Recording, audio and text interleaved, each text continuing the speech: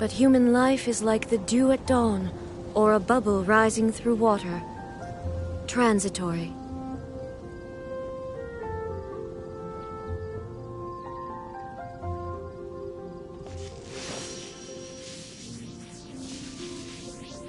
Have you heard about the Vision Hunt Decree?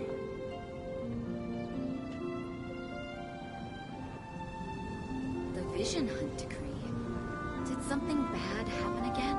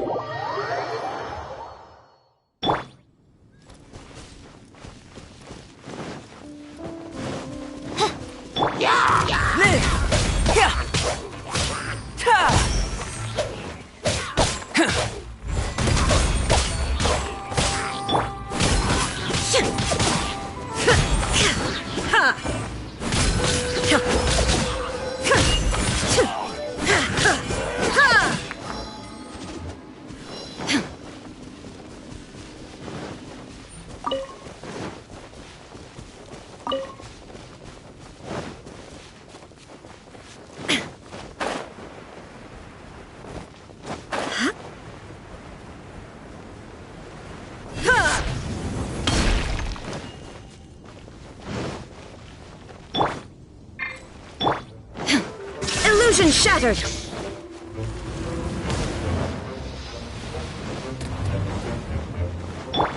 By royal decree! Huh.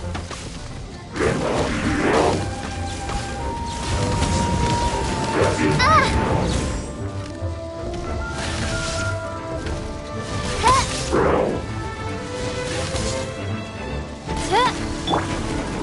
Coming to be! Witness my great undertaking! Shine down! Torn to oblivion!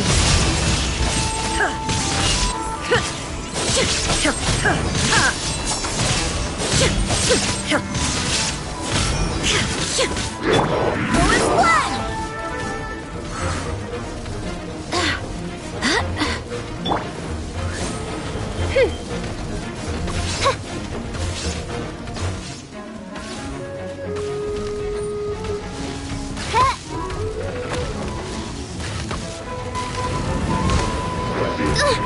Insubordination!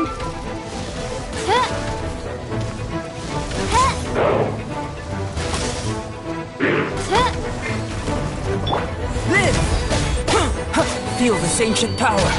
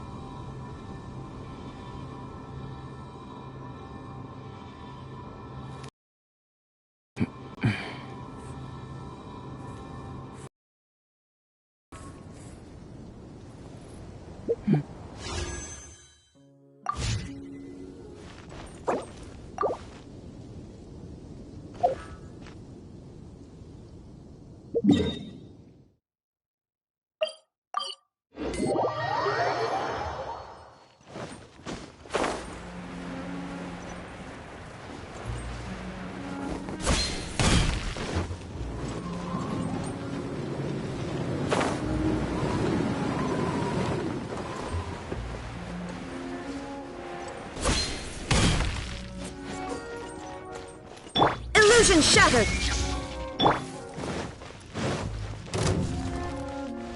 I summon thee!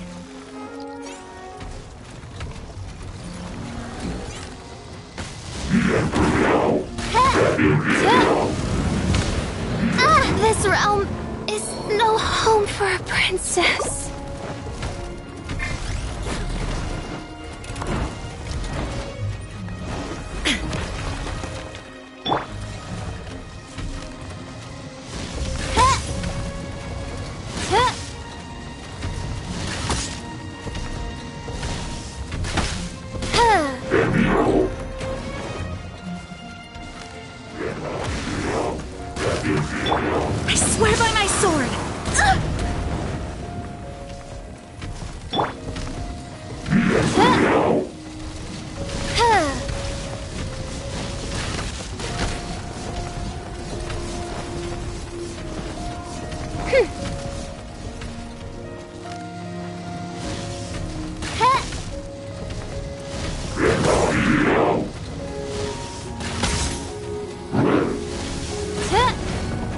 Oz revealed! Shine down! Now you shall perish!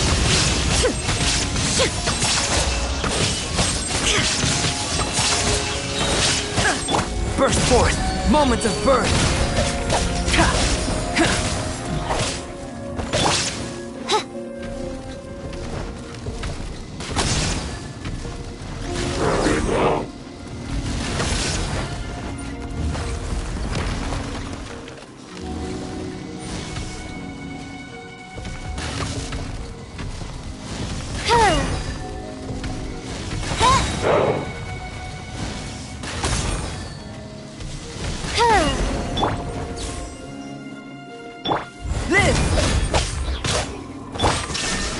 Inazuma shines eternal!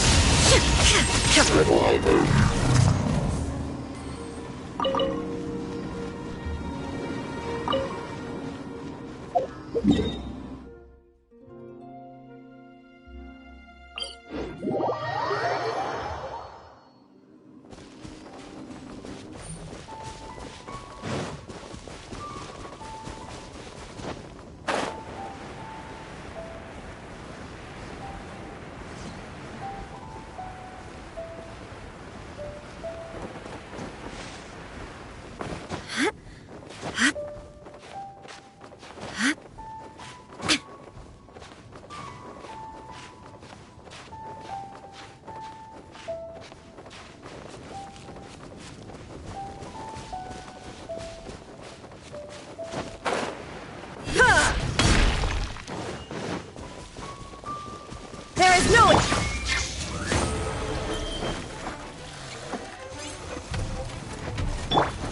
Coming to be!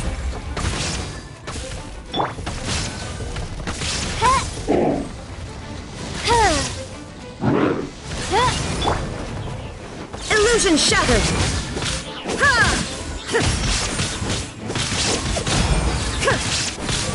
Live! Witness my great undertaking!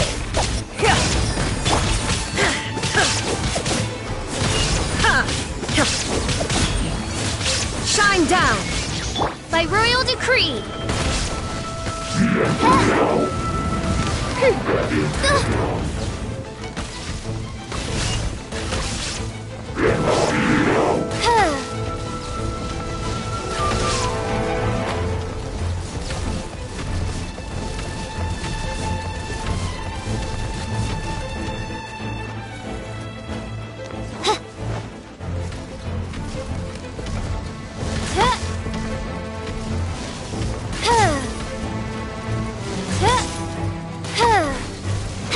Oz, reveal thyself!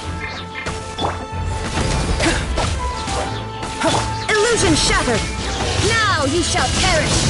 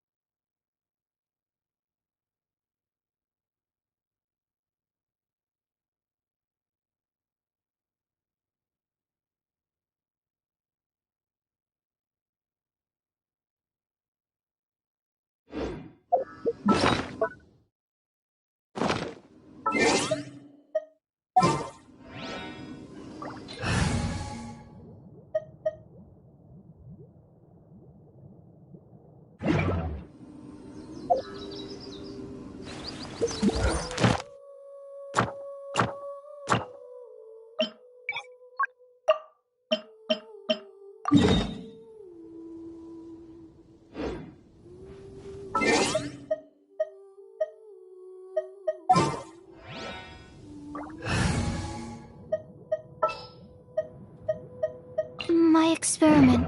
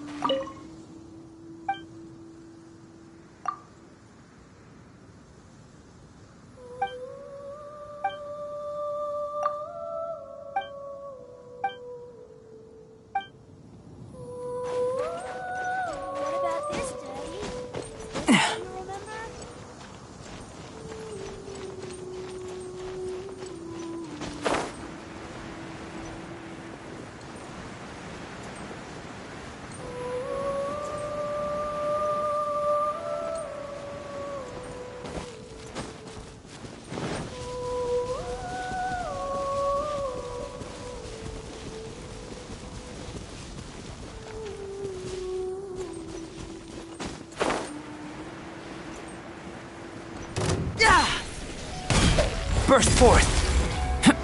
Shine down! Stand clear. Animal test 6308.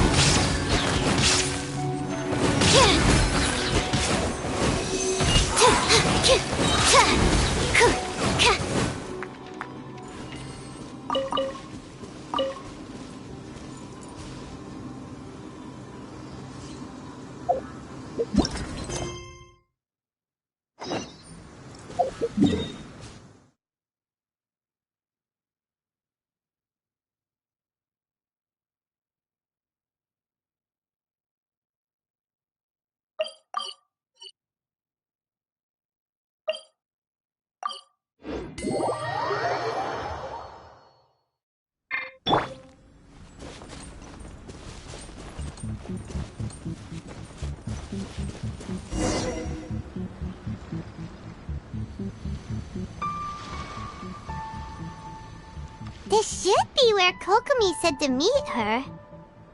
Do you still remember this place? Paimon remembers we came by here last time we visited Watatsumi Island. That was back when you did your stint as captain of Swordfish too. Paimon's curious whether the resistance troops still remember you. Things on the island must have changed a lot since then. Oh, shall we take a look around?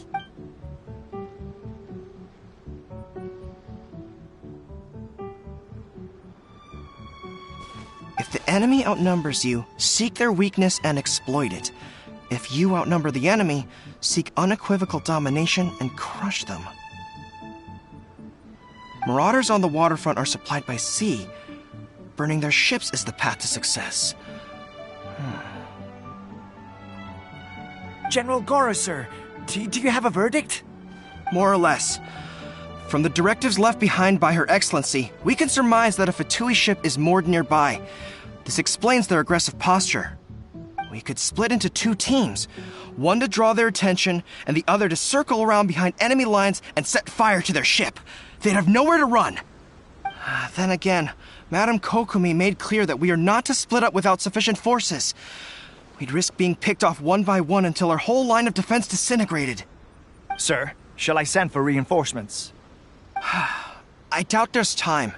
Based on their movements, they'd likely be gone before our troops arrived. Her Excellency's directives also stipulate that we should wait in ambush and avoid making the first move. Since we lack sufficient troops, I don't think we can afford to engage the enemy at this time. Sir, we're just gonna stand by and watch them leave? Surely there must be another way. Her Excellency's directives also state help may arrive when all seems lost. As for where this help is supposed to come from, Hey, Goro! What are you guys up to? Captain, you've returned to Watatsumi Island.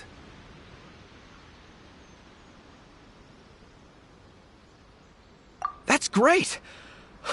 Her Excellency's directives are as reliable as ever. You've arrived just in time. Recently, the remnants of the Fatui forces have been unusually active. We've been monitoring their movements, waiting in ambush here. Unfortunately, we don't have the manpower to split into two teams. Can we ask you to keep them occupied? Hard to say no when it's the Fatui. Whatever they're planning, we won't let them get away with it. Good. There's not a moment to lose. We'll go behind enemy lines and sabotage their ship. Let's meet back here afterward. Watch yourselves. We'll be back shortly. Seems like the Resistance still remembers us. Come on, let's help them get this situation under control.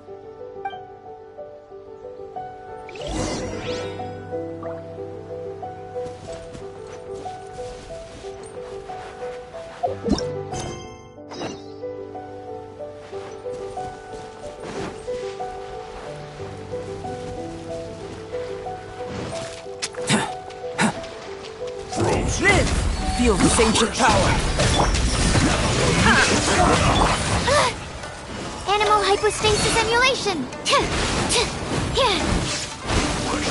Absorption test.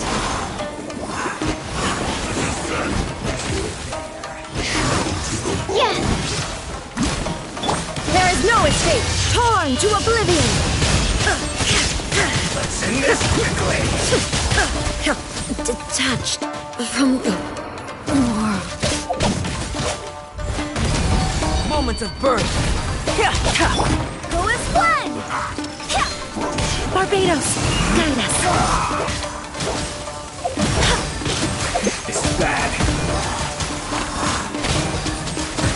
Illusion shattered. Animal test 6308. Swirl, Mark 2.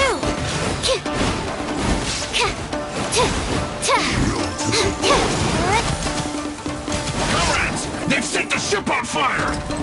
An arson attack! Curse them! They leave us no choice but to attack! Comrades, let's make them regret it!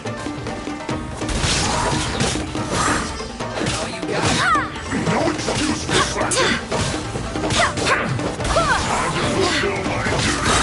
Wind, hear me.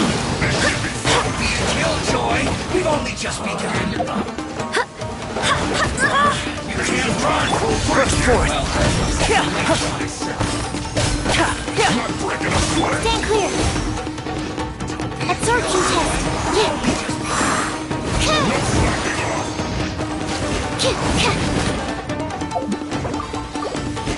Stand clear. You can't run! Enemy attack!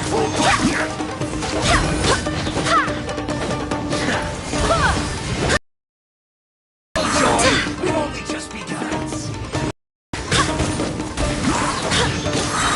I swear by my sword.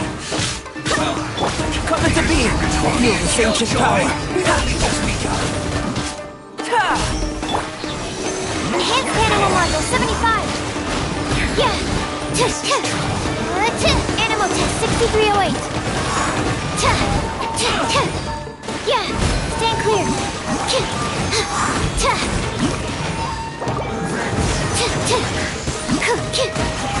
I see through you! Live. You can't run! Who is one? That all you got? Breaking a sweat! Who is one? Wind, hear me. Killjoy! We've only just begun! Transcend all constraints. You can't run! Killjoy! We've only just begun! Get it together! Coming to be. Moments of birth. My work! Finished! Burst forth.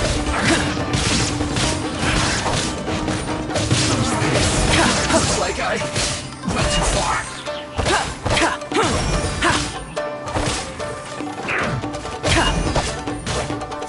Live.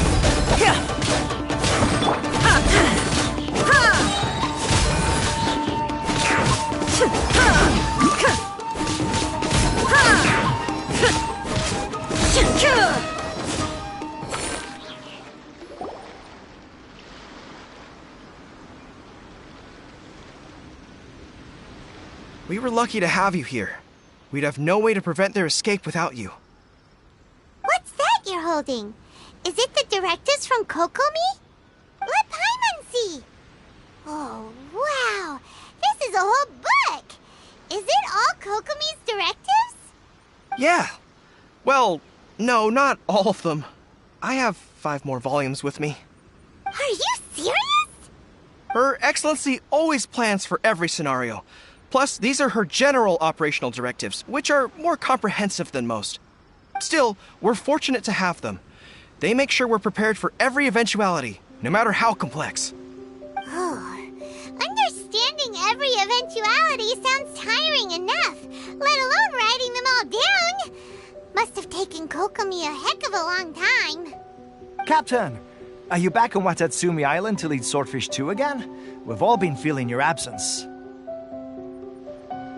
Her Excellency says that now is a time of peace, and that we should reduce the size of the military and focus on helping the civilian population return to normal life. About half of us are still organized into task forces, supporting the platoons. The other half have been given various other functions like patrol, construction, and farming. Of course, not everyone's happy about it.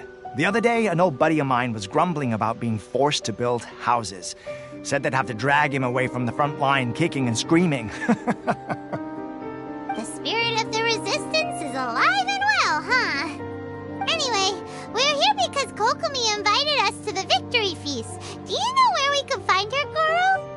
I believe Her Excellency is currently at Boro Village. There were reports of a possible disturbance over there. If I'm not mistaken, Her Excellency has gone to deal with it in person. We should probably get going ourselves.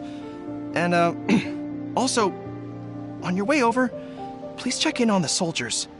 I'm sensing a growing unease among them, but I don't know what's causing it. They won't say.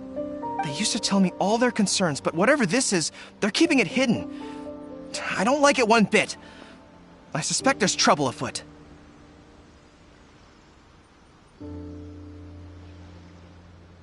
Sounds good! Paimon was just thinking it'd be good to see everyone again.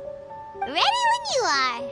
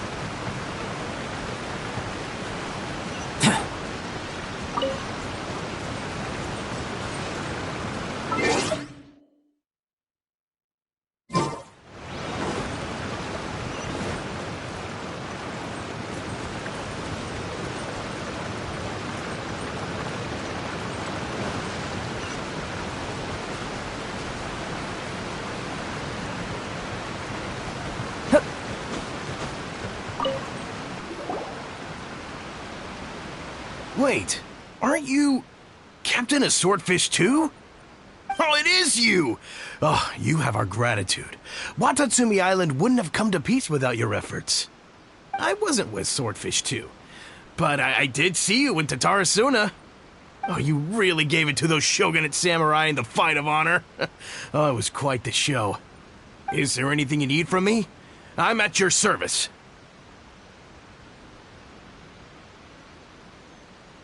On edge, you say? Oh, yeah. Yeah, I've noticed it too. In fairness, the battle isn't long over, and, well, perhaps it isn't quite over for them. You know what I mean? Every single person looked death in the face that day. It's not an experience you forget in a hurry.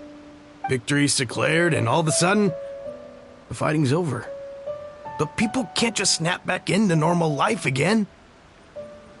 I think things will improve, but it's gonna take some time. I don't know what else it could be, but what I do know is that as long as Her Excellency is with us, Watatsumi Island is safe. And all the more so now that you're back. Seriously, if there's ever anything you need, just say the word. What a nice guy. Let's go ask some other people.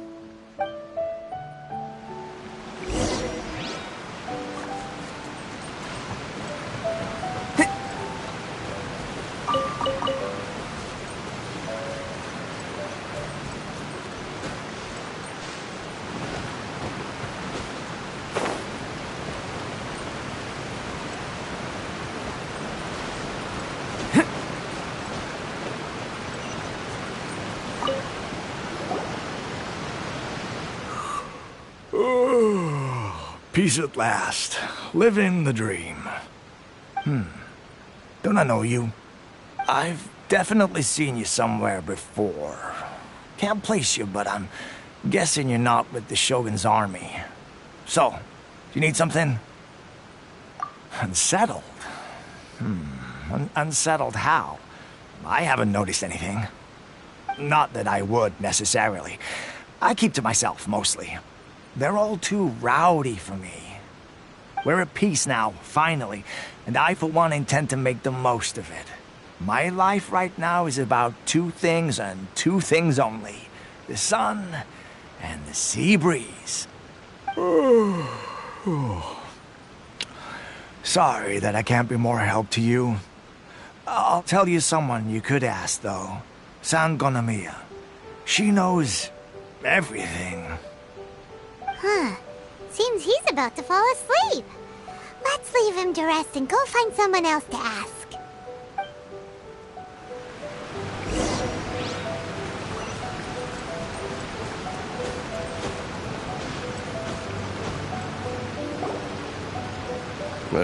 I don't understand what Her Excellency is thinking. I mean, peace talks? Give me a break. Why would she agree to that?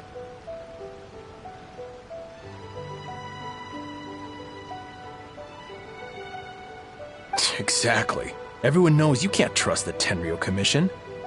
I heard they've been secretly coordinating with the Fatui and plan to continue their attacks. Wait, for real? You're sure of this? Positive. Some of our guys had a run-in with a few Fatui. They caught them conspiring together firsthand. I knew it! The Tenryou Commission are a bunch of crooks. They'll never change. Honestly, it's kind of naive for Her Excellency to take them at their word, isn't it? Shh! Keep your voice down. Someone's coming. Hey there! What you talking about? Captain, you're back. Do you think we should tell the captain about what we were discussing just now? No, let's not mention it. She's one of her closest advisors. For all we know, the peace talks could have been her idea. I'm sure the captain would see where we're coming from, but you're right. We should probably play it safe. Welcome back to Watatsumi Island, Captain. Nothing to report here. Everything is A-okay. Her Excellency should be in the village at present. Head straight over if you wish, Captain. Paimon definitely detected some hush-hush going on there. But if they aren't gonna talk, we might as well head over to the village.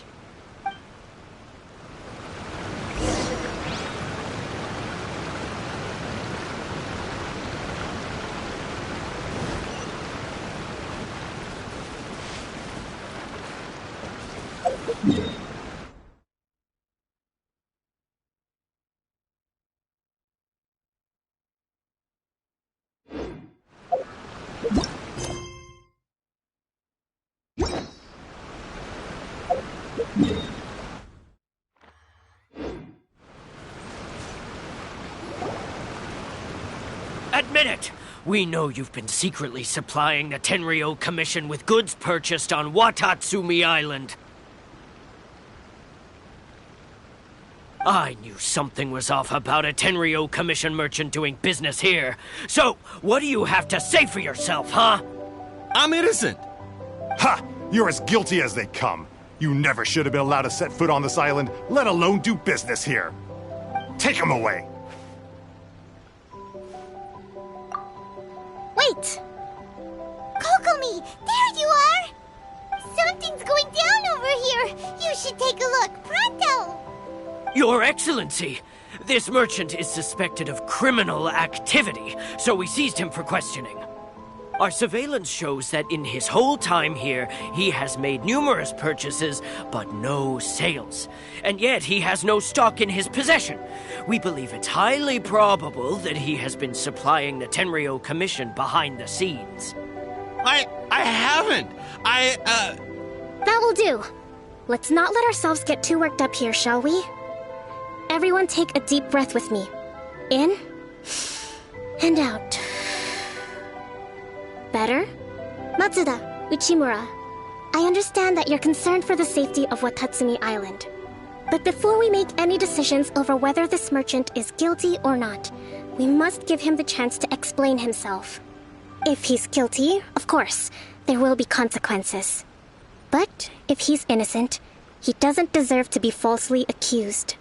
This is Watatsumi Island. We deal in facts, not opinions. Excuse me, sir.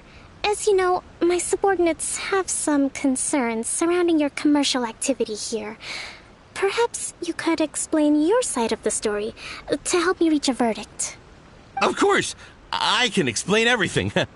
I'm a trader on the island, so naturally I built up some inventory. I was planning to hold off on selling until the prices went up, but then, but then I was robbed by the Fatui. They took everything. Now, you think about that. First I lose all my inventory, then I get treated like a criminal. And why should we believe you? So what? That doesn't prove they took his goods. And even if they did, it'll still end up in the Tenryou Commission's hands. They're in this together. What? The Tenryou Commission are colluding with the Fatui now? This is the first I've heard of it. I suppose it is true. What's that got to do with me? Would the Tenryou Commission start colluding with the Fatui after the fighting's already finished? Seems unlikely to Paimon. We met a representative of the Kujo clan recently. It doesn't seem like he'd have the time to be colluding right now. But on the way over here, we accidentally on purpose overheard some soldiers mention the exact same thing. Kokomi, do you know anything about it? It has been brought to my attention, yes. We are scheduled to begin peace talks with the Tenryou Commission soon. The Kamisato clan has arranged for them to take place in a neutral location. Kujo, Sara, and I will be accompanied by our guards. We will use the talks to discuss future plans in detail. But just as arrangements for the peace talks began to fall into place, I started hearing rumors of collusion between the Kujo clan and the Fatui. Allegedly, their goal is to completely wipe out Watatsumi Island. If that's the case, then the peace talks are likely a trap. Even the Kamisato clan could be involved. Sir, are you quite certain that your goods were stolen by the Fatui? Yes, it's the truth. I swear. They stole my goods and then they ran off that way. I'll bet that's where their hideout is. Very well. The potential ramifications of this incident are serious. We will retrieve your goods, and if everything is in order, it will prove your innocence. However, if we find evidence to corroborate the claims of collusion between the Fatui and the Tenryou Commission, I expect you to fully comply with our investigation. Do we have an understanding? Yes, of course. Thank you, Your Excellency. Matsuda? Uchimura? Well received, Your Excellency. Good. Now, Traveler, Captain of Swordfish Platoon Section 2, would you join me in the investigation? Good. I look forward to seeing how you've progressed lately. I also have a few new things to teach you. All right, follow me.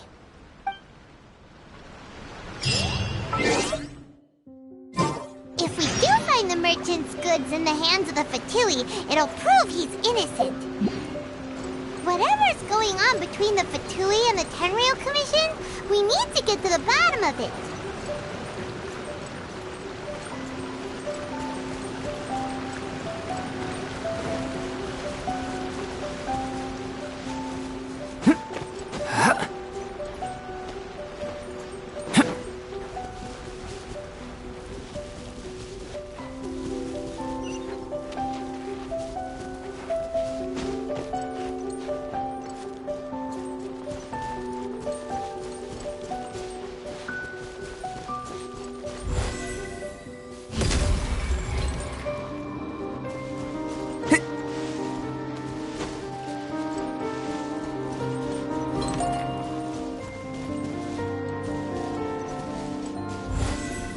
Come into being!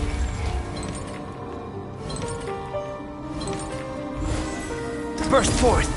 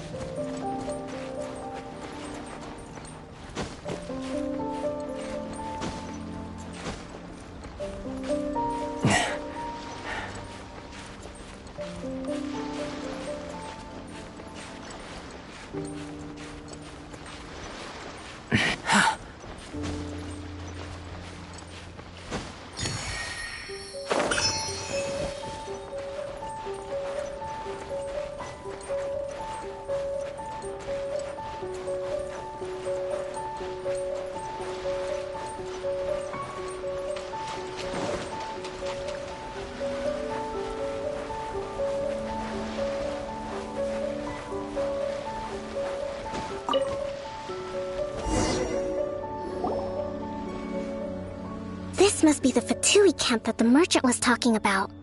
From the looks of it, it used to be a Hilichurl camp. Who knows why the Fatui occupied it? Looks pretty heavily guarded. How are we supposed to get in? Not by brute force, that's for sure. But that's not a problem. The terrain here gives us an advantage, and we haven't given away our position so far. Our enemy is in the light, while we are in the shadows. Strategically, we have the upper hand. I think we have 3 options available. Option 1. Take the king, and it's checkmate. The Fatui's presence in Inazuma is weak at present. Nothing more than a few scattered remnants. If we strike from above and take down their leader first, the rest of them will be hard-pressed to put up a serious fight. Option 2. Hit them where it hurts. Over there, for example, a store of gunpowder cakes. If we manage to discreetly set the gunpowder alight without alerting them, it would deal them a devastating blow. They'd be caught completely off guard. Both their morale and fighting capacity would be severely impaired. Option 3. Use the environment against them. We're close to the sea here, so the air is very humid. I can gather the water vapor, you add a touch of lightning, and together we can shock them into submission. Wow, that's our grand strategist. It's a lot to think about, though. Which option should we choose? That will depend on our assessment of our own abilities. A surprise attack from the air is the quickest solution, but requires superior combat skills. With an explosion, we could rapidly reduce their numbers without a protracted battle, but absolute stealth would be required during the operation, or we'd risk exposing ourselves. If we decide to take advantage of the environment, we should be prepared for a lengthy siege. So, all right. We'll draw them out first to minimize damage to the camp itself. I haven't had much chance to fight alongside you in the past. I'm not sure I'll be able to keep up with your pace. Still, not to worry. Even if I can't claim to be a warrior myself, I'm no stranger to the battlefield. This fight should be well within my capabilities. Okay, let's clear out the camp and find out what they've been up to.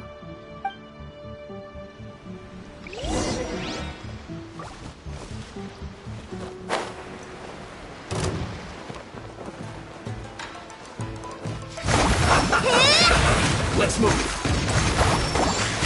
Shine down! Their movements have become rigid and sluggish. We make a good team. Whoa, Mark 2!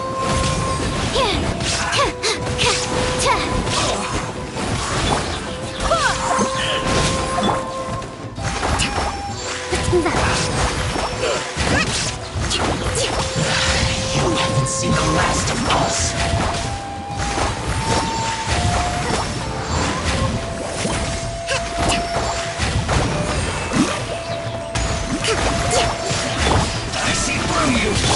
Coming to be! Moment of birth! Enhanced animal module 75. Animal test 6308. Stay clear. Not too far.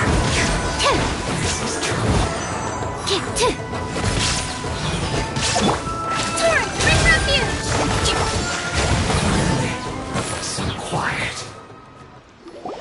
Excellent work.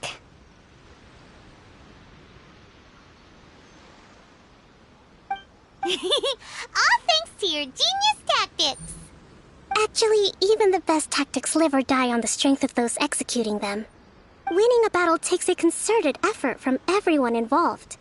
Victory never belongs to a single person. Now that you mention it, Paimon did make a pretty big contribution, huh? Hey! I must admit, I wasn't expecting to find the Fatui laying low in a Hilichurl camp. Presumably, they've been operating out of here in secret for quite some time. What's their objective?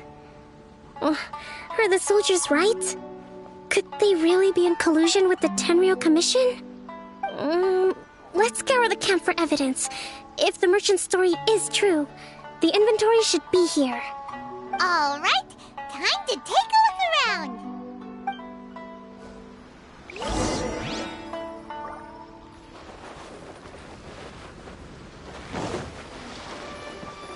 Whoa! This place is chock full of bomb-making materials! This is way too dangerous! We should tell Kokomi right away! And hey, look here! Could these belong to the merchant? There's a lot of stuff. Some of it has the Tenryo Commission emblem. Yep, this has gotta be it. So these are the Fatui food supplies? They look a little past their best. Is this really all they had to eat?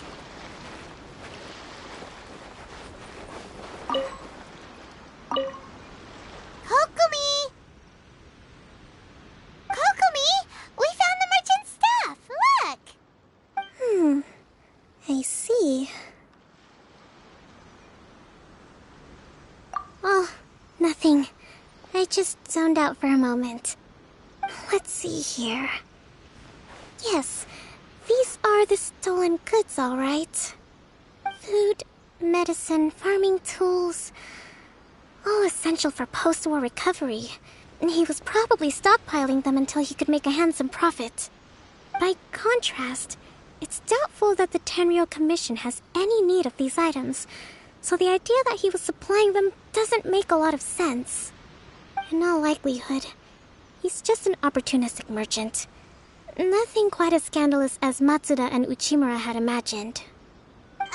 He's hardly a saint, though, right? How could he stockpile things that people are desperate for? We're not just gonna give them back to him and let him go, are we? It doesn't feel right. Don't worry. I had already foreseen this. In my recently issued post-war temporary decree, I included restrictions on the prices of essential everyday goods. These items will ultimately reach the people at a reasonable price. If he had taken the time to read the decree, it's unlikely he ever would have ended up in this predicament. Kokomi, you think of everything! I wish that were true. Take this alleged collusion between the Tenryo Commission and the Fatui, for example. I'm still completely stumped. The low energy doesn't exactly help. Huh? What do you mean by that? Nothing. Come on, let's take the goods back. It's not long now until the victory feast. It'll be a race against the clock to get all of this resolved before it starts. Got it! First we mend the peace.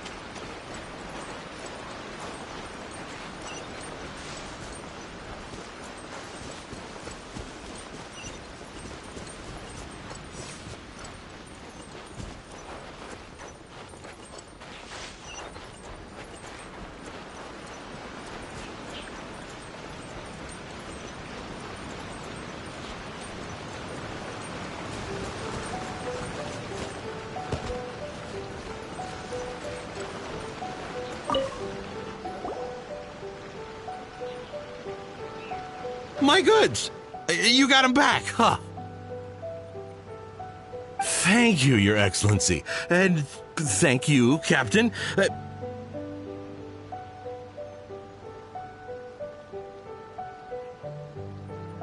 You see? I told you I was innocent.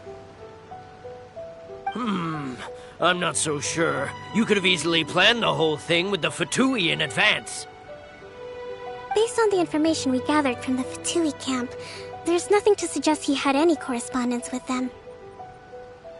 Had it been the case, then knowing how the Fatui operates, they would have left some evidence of it. But what if... No ifs, no buts. We've recovered the goods. As agreed, this is sufficient to establish his innocence. Apologies. Guess we got carried away. What did I tell you? You army numbskulls don't have a clue. All brawn and no brains, coming to me with your crazy conspiracies. Lay off me next time, got it? Sir, I'm afraid you're getting ahead of yourself. You may be innocent of the accusations originally leveled at you, but hoarding essential goods is a crime under the temporary decree. You must bear the consequences. You have already admitted to being the owner of these goods, so we are obliged to respond with appropriate measures. In addition to enforcing the sale of these goods at the accepted rates, there will also be a fine, the amount of which... Wait, Your Excellency, whose side are you on here? I have no business taking sides. As the Divine Priestess of Watatsumi Island, I abide by the principle of clear and consistent rewards and punishments. Just as merit must be recognized, mistakes must be penalized. You may have been proven innocent of the more serious allegations leveled at you, but this does not exempt you from bearing the consequences of your mistakes. Wait a minute, Well, don't just stand there. Take him away.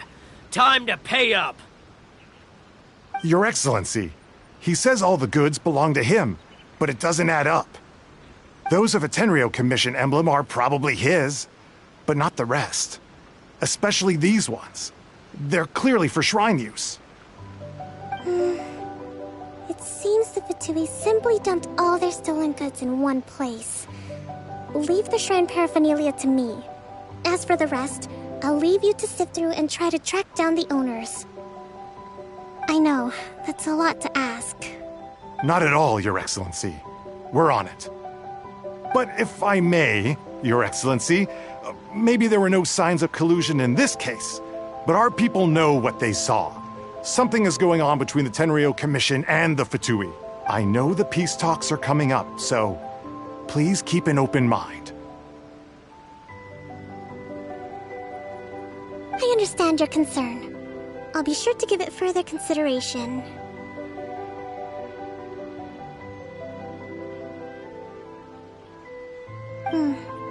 I'm going to take these items back to the Sangonomiya Shrine. Why don't you come along for the walk?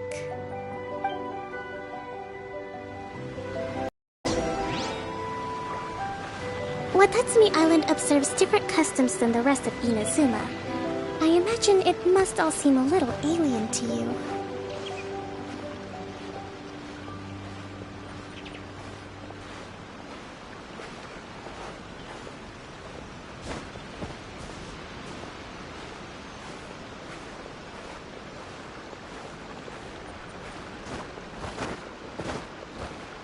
It's been a long time since I last came to this village. There's been a lot to deal with recently. Next time you visit, I'll take you to visit Watatsumi Island's old shrine.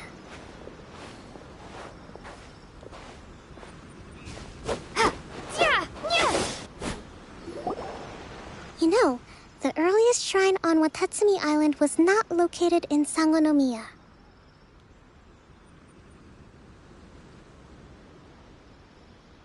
It was close to the Statue of the Seven. Back then, the people of this island recognized the shogun's existence, despite not venerating her as the shogunate do. But after she struck down our protector deity, the shrine was abandoned. Relations between Watatsumi Island and the shogunate have soured ever since. Mistrust has become deep-rooted over time. I've been hoping to raise all this at the peace talks and discuss it properly. Grievances have to be let go eventually. Your Excellency, what brings you out this way on your busy schedule? Oh my, you're looking a little worse for wear. You need to take better care of yourself, okay? All of our fates depend on you.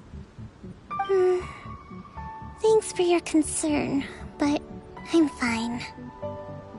Your Excellency, I beg you, heed a word of advice. After all this time fighting the Shogun's army, peace is not something that can simply be declared. If we reconcile with them, the god who once protected us will have died in vain. Come on, that's ancient history. Besides, the fighting is barely over. We should be grateful to be at peace once more. I know, it's just... We should remain strong in these negotiations. We mustn't be too ready to compromise. I appreciate your concerns. I will consider the options carefully, and be sure to proceed appropriately. Wonderful. We're all counting on you, Your Excellency.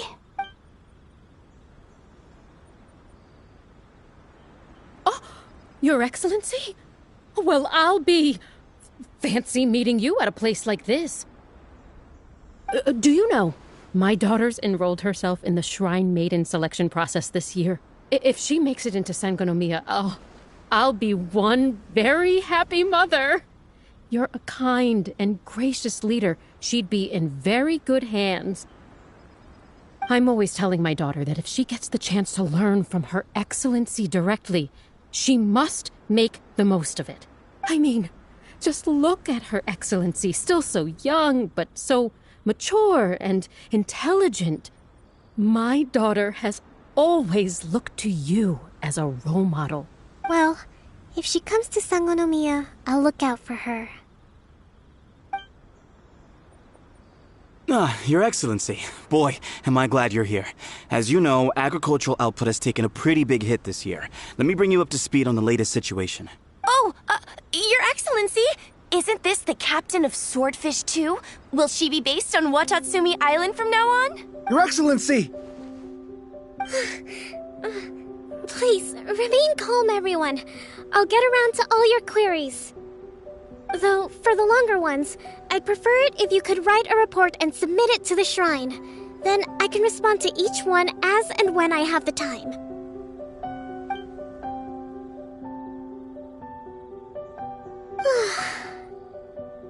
Are you alright? Me too. It does get pretty annoying. Your Excellency, here you are. There's been a situation. We're still waiting on the delivery of a whole batch of ceremonial items. I'm beginning to worry that they've been stolen. Oh, we retrieved those already. No need to worry. Really? That's fantastic. You never cease to amaze us, Your Excellency. I sorted through all the petitions received recently and placed them on your desk. Also, according to the schedule, you're just in time for your meeting today on the development of the textiles industry. That's today? Right now? Yes, the two young ladies have arrived safely. We're just waiting for you. I see. I was hoping to take a walk around the island with you, but it looks like we'll have to save that for some other time. Well, let's rendezvous tomorrow at the entrance to Sangonomiya Shrine. Then we'll go and make preparations for the victory feast. Yay, the victory feast! Just to be clear, we're talking lots of delicious food, right? That's the name of the game. There'll be some Watatsumi Island specialties, which I'm sure you'll enjoy.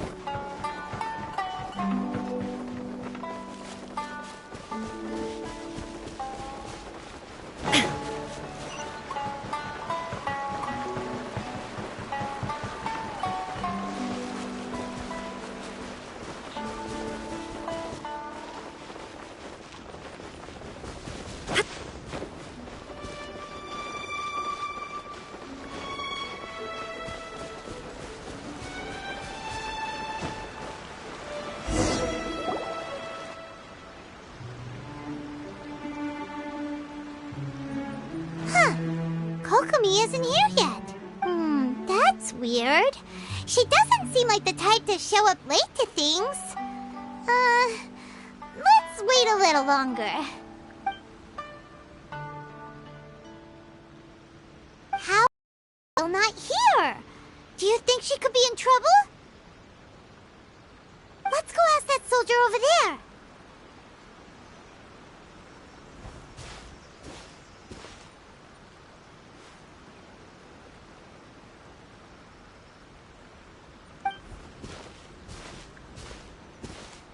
Are you looking for Her Excellency? I'm afraid she isn't here at the moment.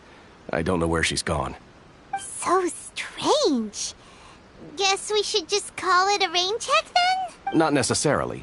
If I recall correctly, Her Excellency has made special provisions for such a scenario in her general operational directives. Let me see. Yes, number 98. Should a visitor from afar come to see me, and should my whereabouts be unknown, direct them to proceed southward until they arrive at a tree with purple foliage. The footnote stipulates that this only applies when Her Excellency has made no communication regarding her whereabouts before disappearing, and even then, only when the visitor in question is of VIP status. As far as I'm concerned, you two tick all of the boxes. I keep this directive on me at all times. I'm sure this is the right course of action. Kokomi really does think of everything. All right, let's find the place she wrote about and have a look.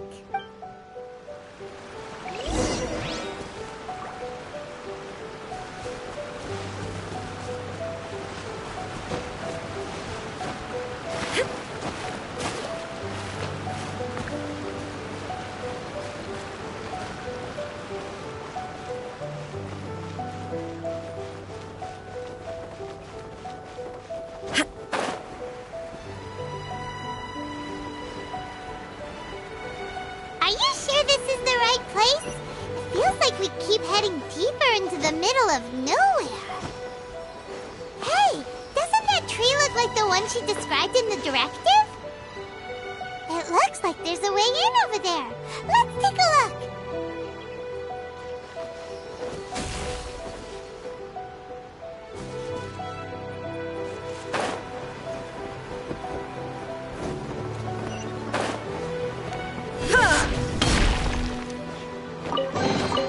Take them. I have no need.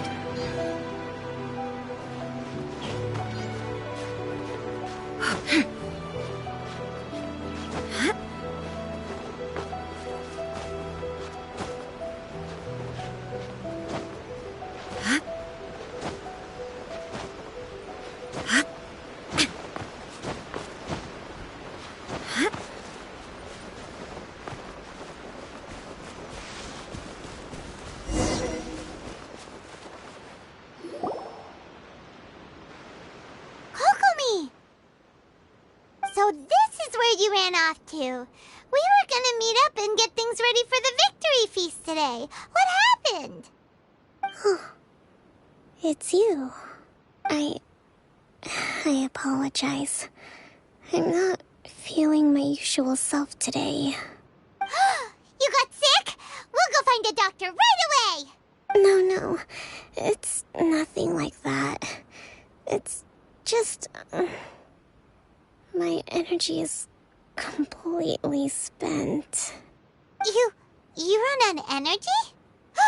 You mean you're like a ruin guard?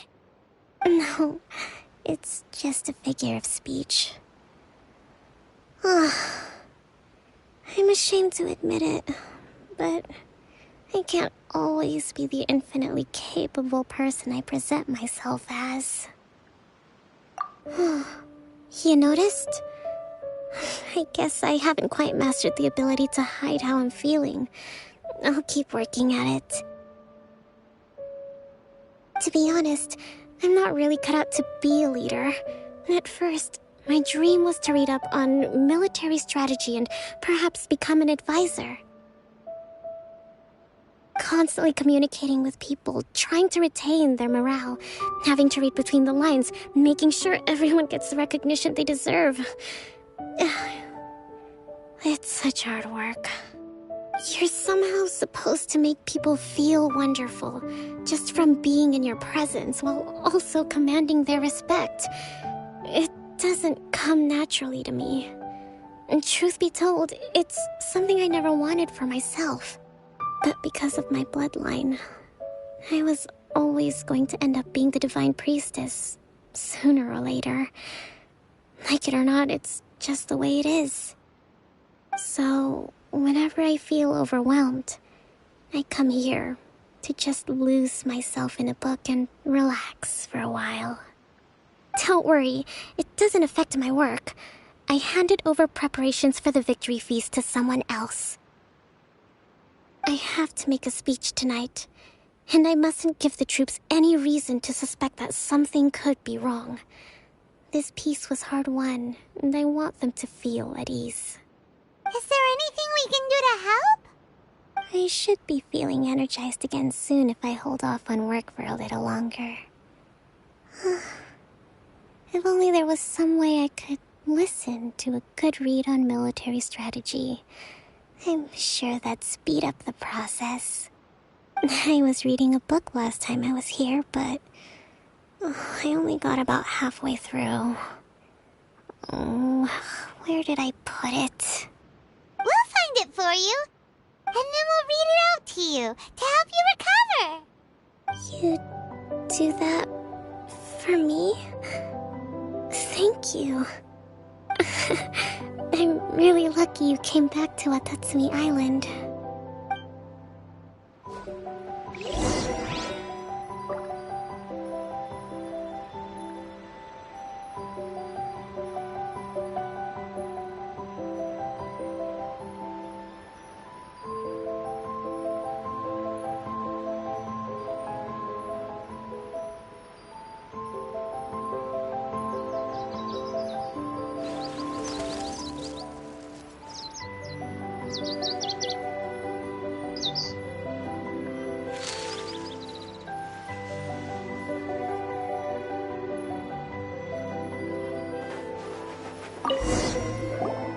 Whoa, look at all these petitions!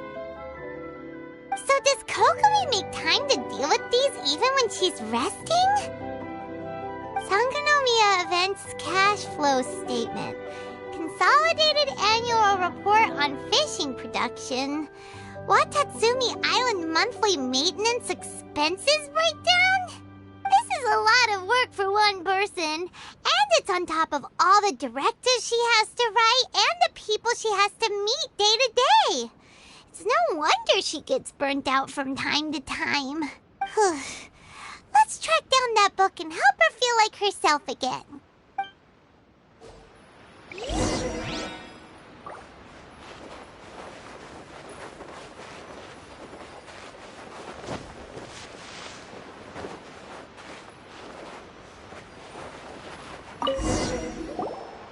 Hey, look!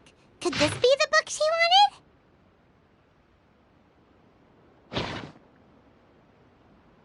Swordfish Captain came back today. Energy +4. That's just, Give it here! Guess that was the wrong one. Let's keep looking.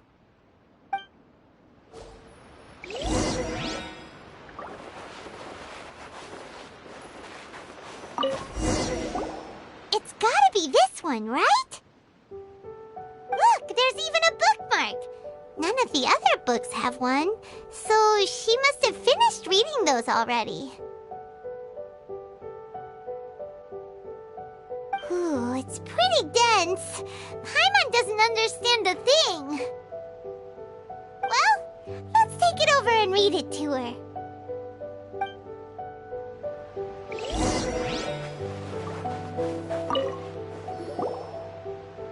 Kokomi, is this the book you wanted? I'm not sure, actually. Could you read a bit out loud?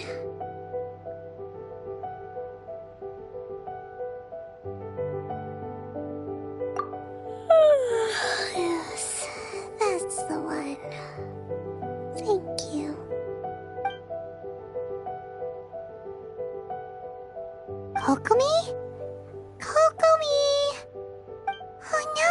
she's fallen asleep. What are we gonna do? Tonight's the victory feast. Not to mention that the peace talks are just around the corner. She's got so much to do.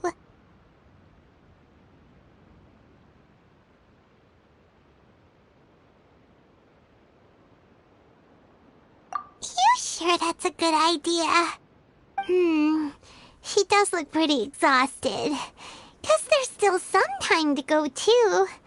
Alright, let's keep her company while she rests. Avoid disaster. Protect peace at all costs. The war's over. Things are slowly getting better. Oh. Did you see?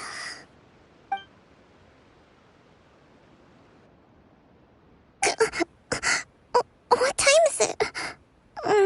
Did I fall asleep? Yep, you've been out for ages. It's nearly time for the feast. I can't believe it got so late. I haven't slept that peacefully in so long. That's gotta be 3 whole energy points right there. Should be enough to see me through the peace talks. Thank you. Well, we better get ourselves over there. It's nearly time to light the bonfire. Woohoo! Kokomi's back to full energy! Good to have you back.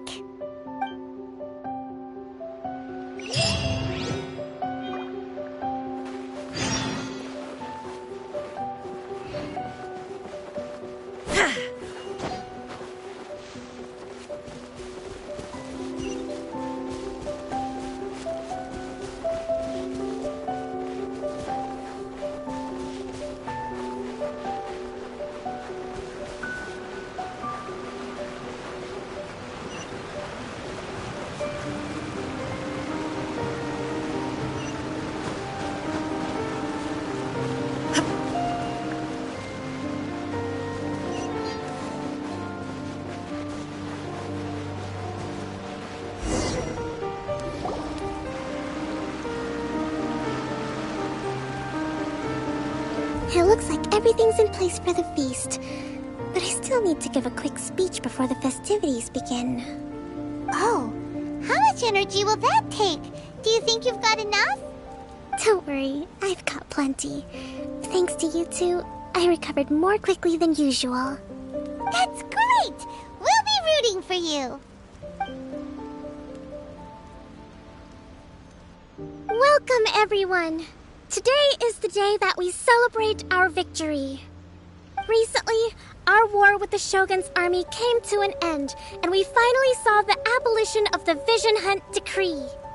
None of us can know what the Inazuma of the future will look like.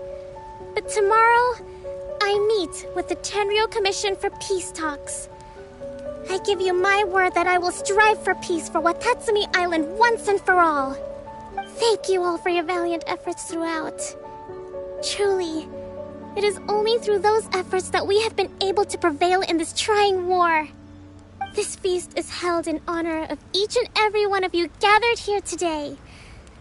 I hope all of you get to relax and enjoy our hard-won victory.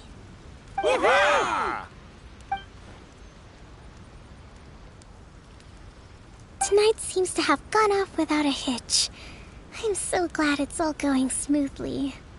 People tend to be more open when they're in a good mood. Could I ask you to go around and see what information you can gather?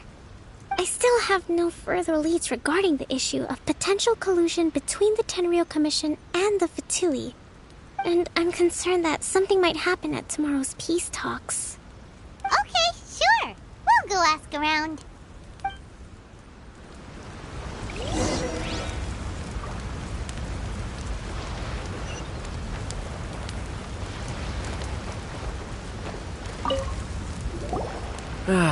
Watatsumi Island is finally at peace.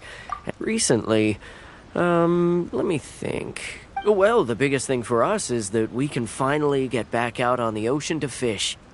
During the hostilities, the open sea was full of warships. We just had to make do with what little fish and shrimp we could get our hands on closer to shore. When the catch wasn't good, we'd all go hungry. The poor kids were crying all day and night, but there was just nothing I could do. We'd go to bed ravenous and be tossing and turning all night long, trying to keep it together until the morning. At least things are finally improving now. I hear you're captain of Swordfish too, is that right? Well, thank you for your service. Here, have a fish. It's freshly caught, so it's a bit, fishy. But it's fine. Oh, no. We couldn't possibly. Ah, come on, take it. Without you, we'd probably still be going to bed hungry tonight. Her Excellency always teaches us to repay kindness with gratitude. Okay, well, thanks. Come on, let's go talk to some others.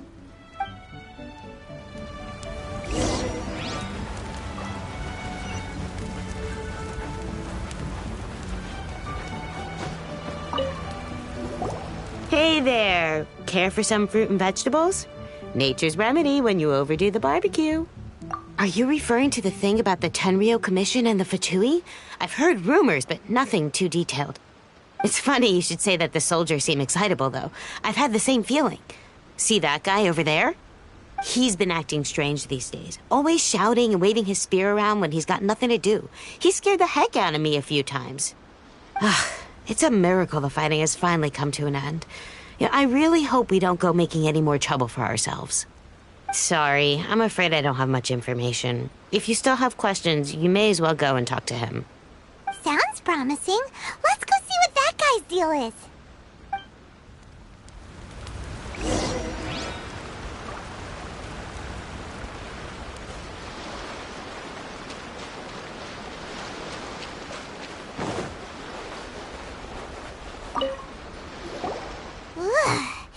This guy smells of booze.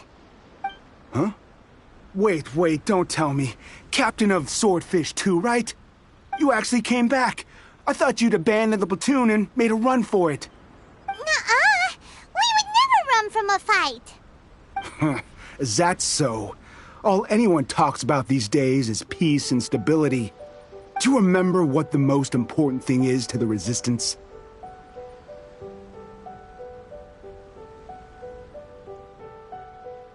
You got that right. So I'm gonna put you to the test. Time to see if you truly are a bona fide Resistance warrior. I'll answer your questions, but only if you can beat me in a duel. Ugh, this guy. Would it kill him to just have a normal conversation? What do you think? Are we gonna do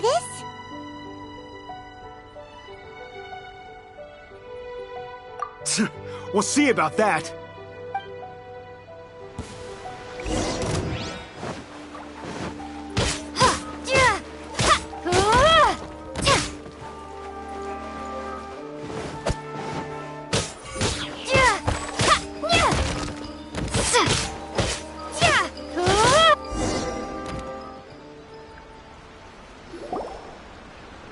You're a strong fighter.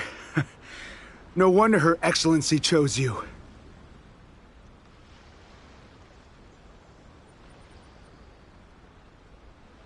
You really do have a warrior's will. Then maybe you can understand us. Captain, comrade, will you join us? We made it up.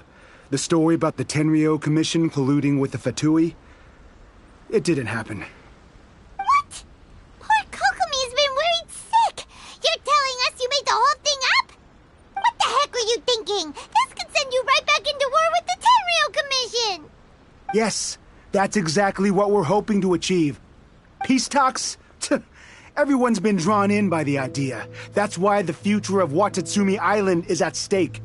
What's to stop the Tenryou Commission from stabbing us in the back? And what's to stop the Raiden Shogun from issuing another Vision Hunt decree? We are the Resistance. Everything hinges on our warrior's will.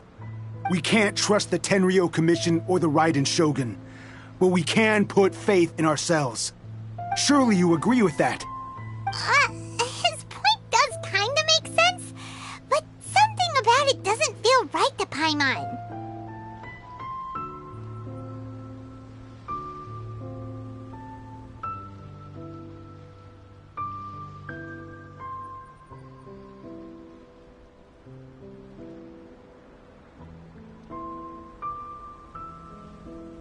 Yeah, everything you said just now was pure speculation, wasn't it? Are you seriously willing to make up a wild rumor and ruin the peace everyone's worked so hard for, all because of some imaginary situation that may not even happen? Don't take that tone with me, acting like you're above all of this. What would you understand? For the sake of victory, we embodied the warrior's will to the fullest. You understand? We were all in. Now they're suddenly trying to tell us that none of it matters anymore? You'd have me just put down my weapon and start living like an ordinary person, but how can I? How can I when every time I close my eyes, I see the faces of the friends we lost in battle? Every time I see them there in my mind's eye, it reminds me that I can never forgive the Tenryo Commission and never forgive the Vision Hunt Decree. I guess you're not one of us. Well, whatever. Go ahead and tell Sangonomiya if you want, but you're too late to stop us now. Too late? What do you mean? Darn. Doesn't seem like he's gonna answer that one. What are we gonna do? This is really serious. We need to give Kokomi the full story right away.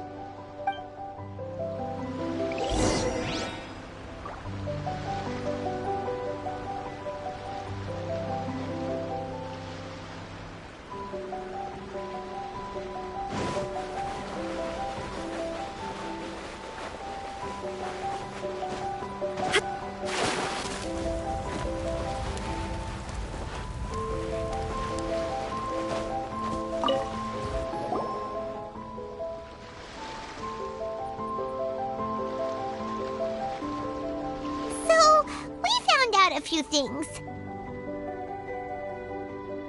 The whole thing about the Tenryo Commission colluding with the Fatui is baloney. They made it all up.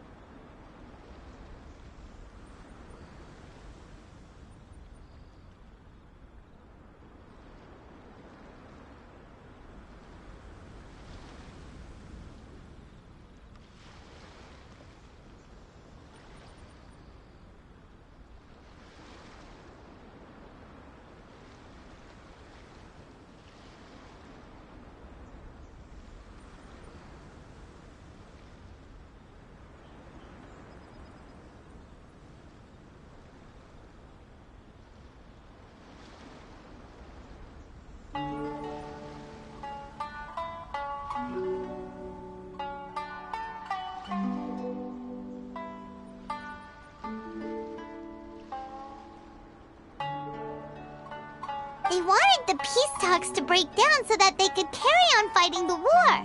And they said it's too late to try and stop them, no matter what we do. I see.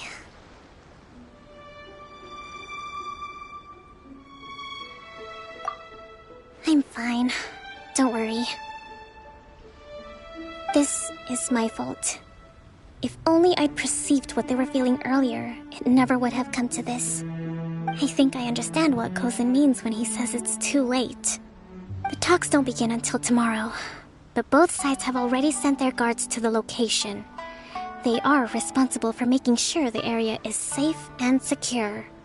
I highly suspect that one of Kozan's pro-war co-conspirators will have infiltrated the guards with an intent to reignite hostilities tomorrow during the negotiations.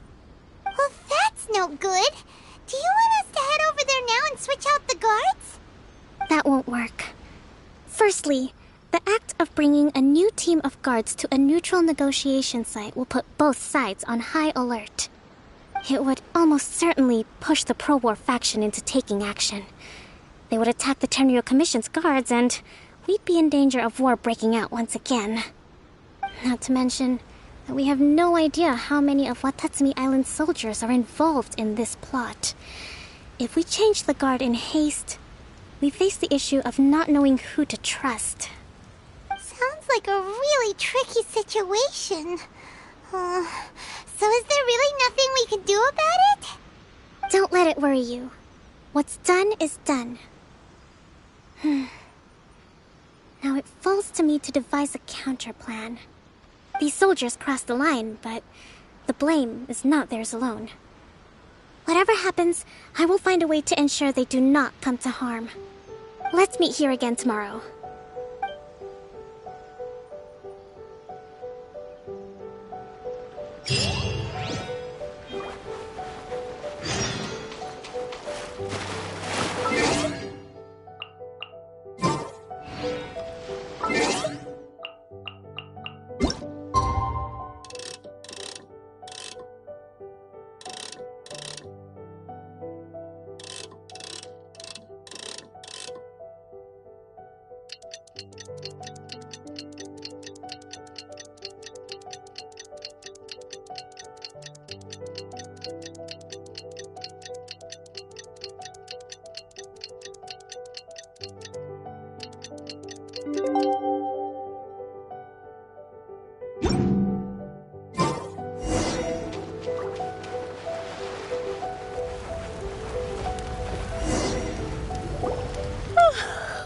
Well, the peace talks are upon us.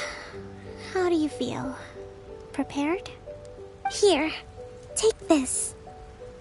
These are some directives I wrote last night. These negotiations are complex, to be sure, but I thought about it carefully and realized there are no more than 187 possible outcomes. I took the liberty of writing them all down. This way, you will be able to adapt with speed, no matter how the events play out.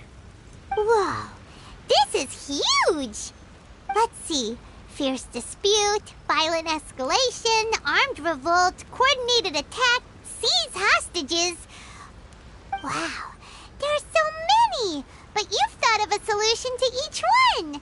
Hyman suddenly feels a lot less nervous. Glad to hear it. These peace talks are quite exceptional. It is a major step forward both for Watatsumi Island and the Shogunate. But any amount of dissatisfaction within our ranks weakens our negotiating position. We will have to work all the harder if we want these talks to be a success. As the Divine Priestess of Watatsumi Island, this responsibility is, of course, mine to shoulder. But would you be willing to lend me a hand?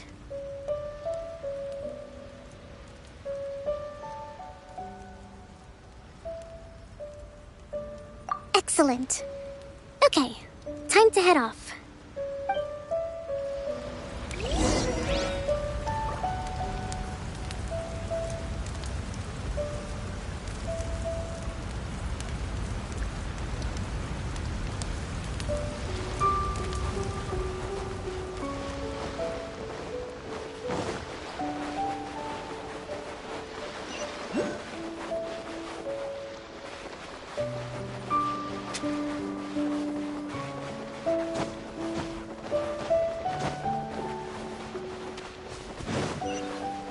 No escape!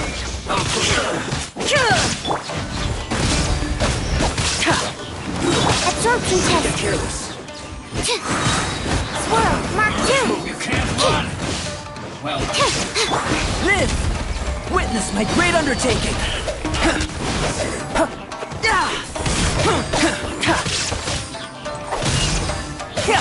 I see through you! First forth! Don't be a killjoy! We've only just begun!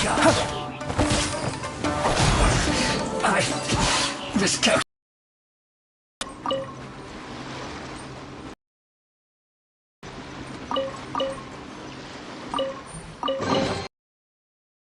Many a rare treasure.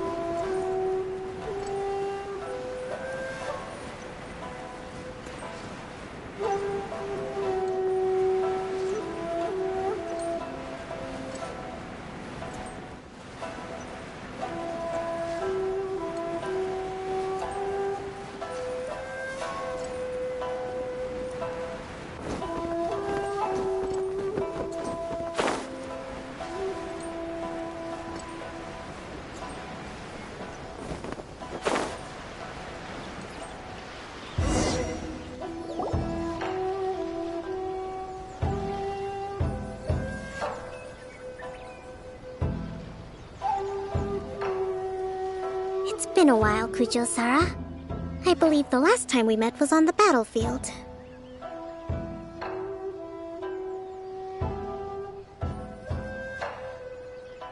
Yes, where you dealt my forces quite the devastating blow. But before we go any further, what are you doing here?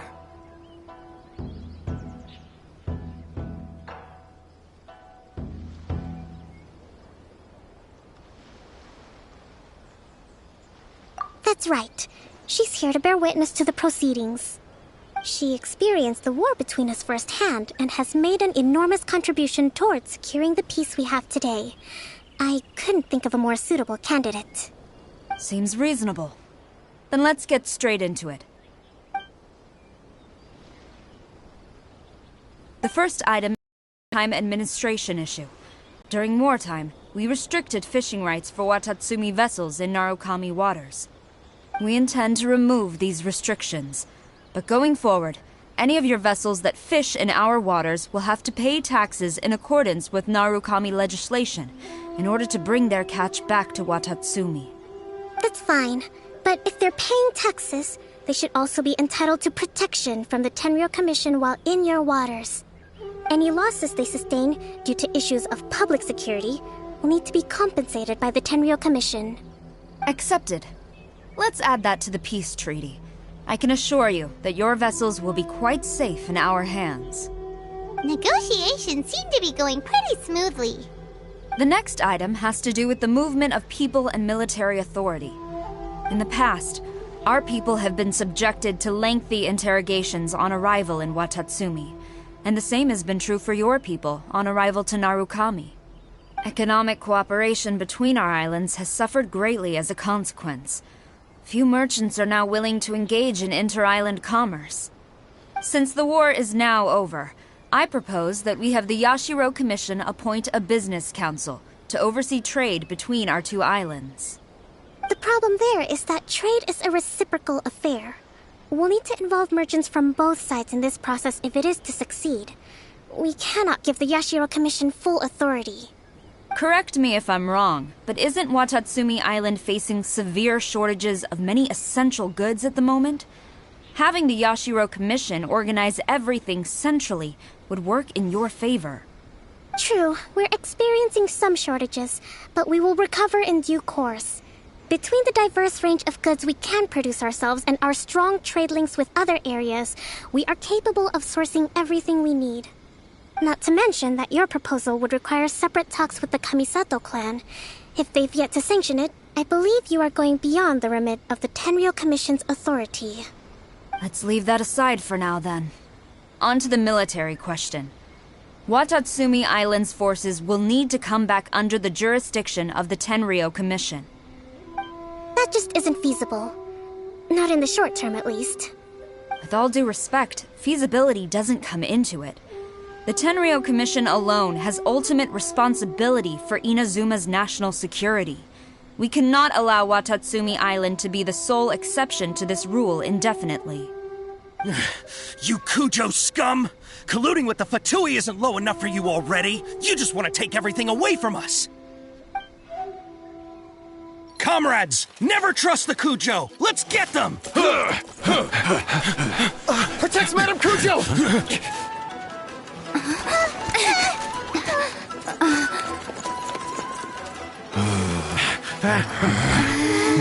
Number 16. No, wait, 67? Or is it 73? Which one is it?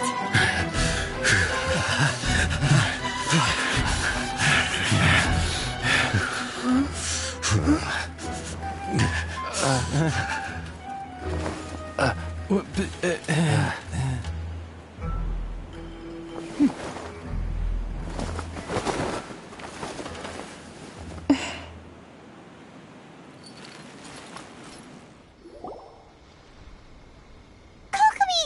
Which scenario number is this in the directives? The last one, but hold off for the moment.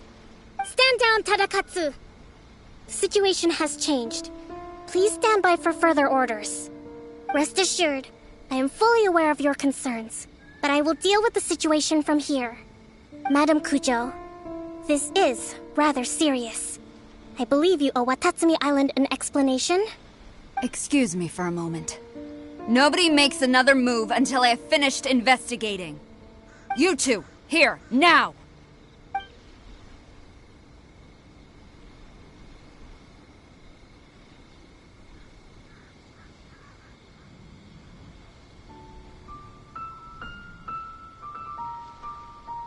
Speak! Collusion with the Fatui? Is this true? I wouldn't exactly call it collusion as such. We were approached by a few Fatui. They mentioned a potential cooperation to keep the war against Watatsumi Island going. At the time, I felt like we could give it a try. After all, there'd be nothing to lose. But we were extremely careful. We didn't agree to anything. We just said they could maybe start by heading to Watatsumi Island and stirring things up a little. Then we'd see how it went. With respect, ma'am, there was no collusion. It was just a one-off conversation. How anyone from Watatsumi Island even found out about it, I have no idea. That's enough. When we return, there will be consequences. Might I remind you that this is the Fatui? Have you completely forgotten what they did to us? You should be having no interaction with them whatsoever, let alone entertaining offers of cooperation. So, what did they want out of it? The Fatui's main forces have already left Inazuma. The few who approached us seemed like they wanted to settle a score for their boss. Oh, her subordinates. So they're out for revenge. They want to keep Inazuma in a state of turmoil. One day, I will hunt them down. Every last one. We bear responsibility for this issue. My sincere apologies. I have my own negligence to blame for this state of affairs. Please, Grant us another chance to continue the peace talks. But of course, Madame Kujo. I have every confidence in your ability to resolve this situation. For the time being, however, there is evidently some discord within the Tenryou Commission's ranks. I would therefore not feel comfortable releasing Watatsumi Island's forces into your command at this time. It seems that I must acquiesce. I will lay this issue aside for now, but we shall revisit it as soon as the Tenryou Commission has resolved our internal issues. As for the trade issues we raised, I will discuss options with the Yashiro Commission and make sure both sides have ample participation in the final arrangement. Seems like Kujo-sara's on the defensive now. These negotiations should be smooth sailing from here on out. I never knew the Grand Strategist of Watatsumi Island was a skilled negotiator, as well as a formidable commander. I hope that when we meet again, we can continue these sit-down discussions. Settling our differences on the battlefield is rather taxing. I think we can leave things there for today. Once I get back, I will conduct a thorough investigation into the Tenryou Commission's internal issues. I see that we took out a Fatui camp recently. I recommend you say and do nothing on the matter for the time being, lest you tip them off and they disappear. Wait for them to come to you. That way, you can capture them all in one fell swoop. I will bear this in mind. Thank you. I shall take my leave now. Until we meet again. Your Excellency, Let's discuss it after we get back.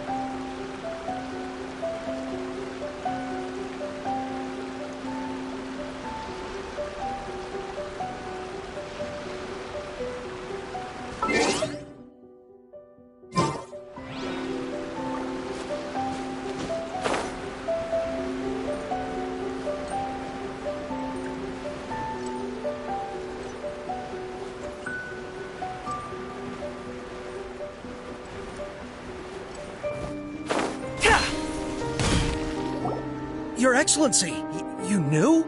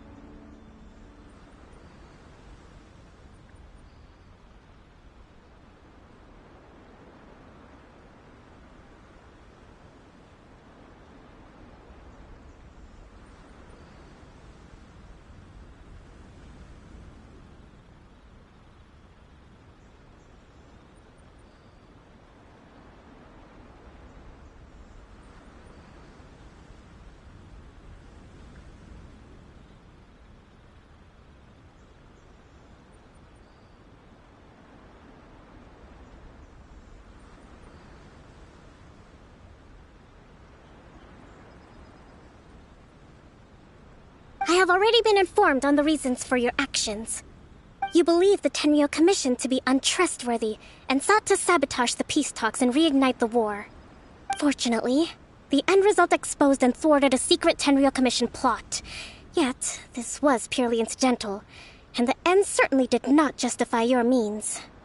But Your Excellency, so many comrades have sacrificed themselves in the line of duty. If we stop now, aren't all of our efforts going to waste? I want to keep fighting. I want ultimate victory, even if it means I have to pay the ultimate price. I understand your sentiments, but you cannot simply impose your will and expect others to bear the consequences. During the war, there were highs and there were lows, and in the end, there was a glorious victory. For you, perhaps the experience was one of great excitement, but you saw nothing of the countless others who will remember the war quite differently. Most people suffered terribly through each day.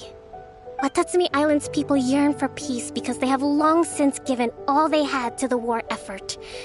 They are tired of treading water and don't need you dragging them back underneath once again.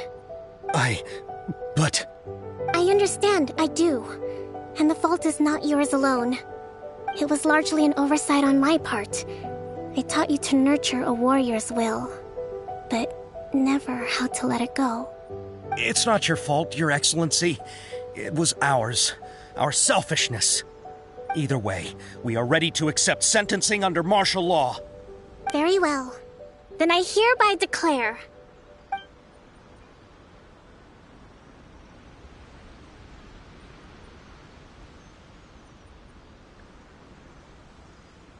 that as of today, I am founding a new secret corps of the army.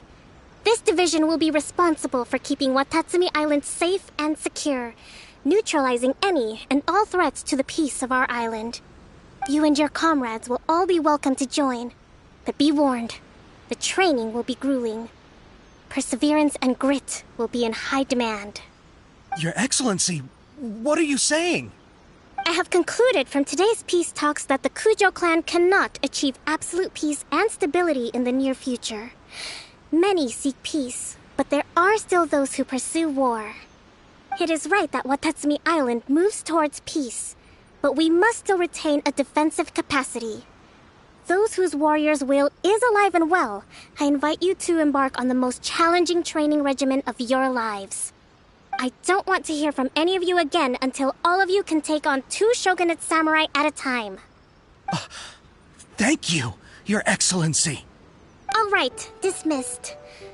Go and report to General Goro. And remember, there can be no more insubordination. And if there is, there will be no more leniency from me, whatever reasons you may have. Yes, ma'am. From now on, we will focus on our training. Thank you for this opportunity, Your Excellency. We'll report to General Goro right away.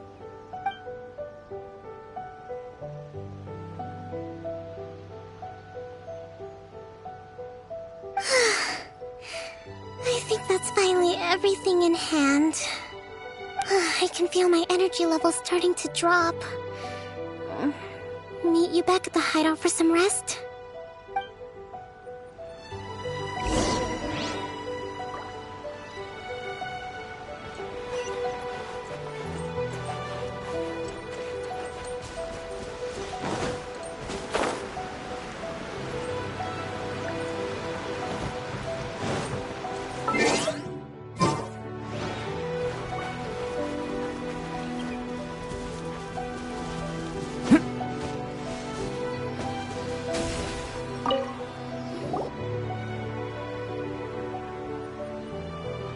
Thank you for everything.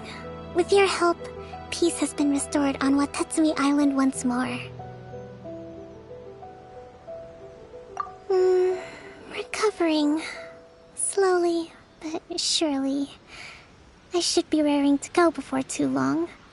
Today was a reminder that I don't cope well in situations with lots of people. I've improved, but I still get nervous when more than a handful of people are involved. I think I might get Goro to handle the negotiations next time.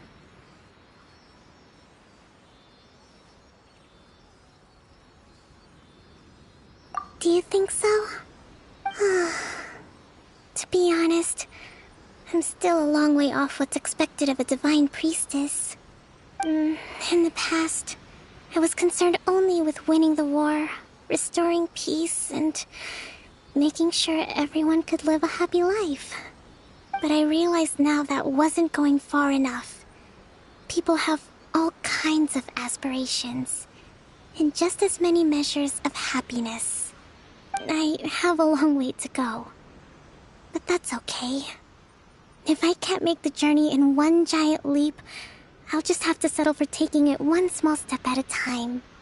In short, I've still got some maturing to do. Could you stay here on Watatsumi Island? To keep me company for a while longer?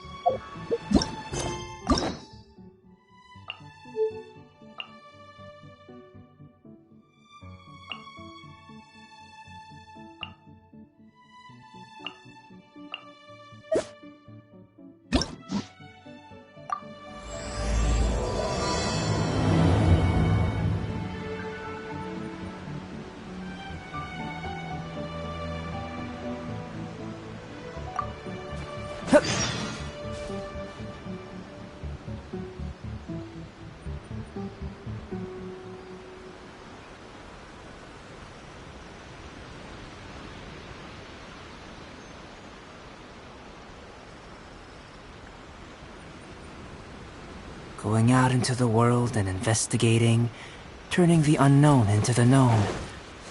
I miss this feeling.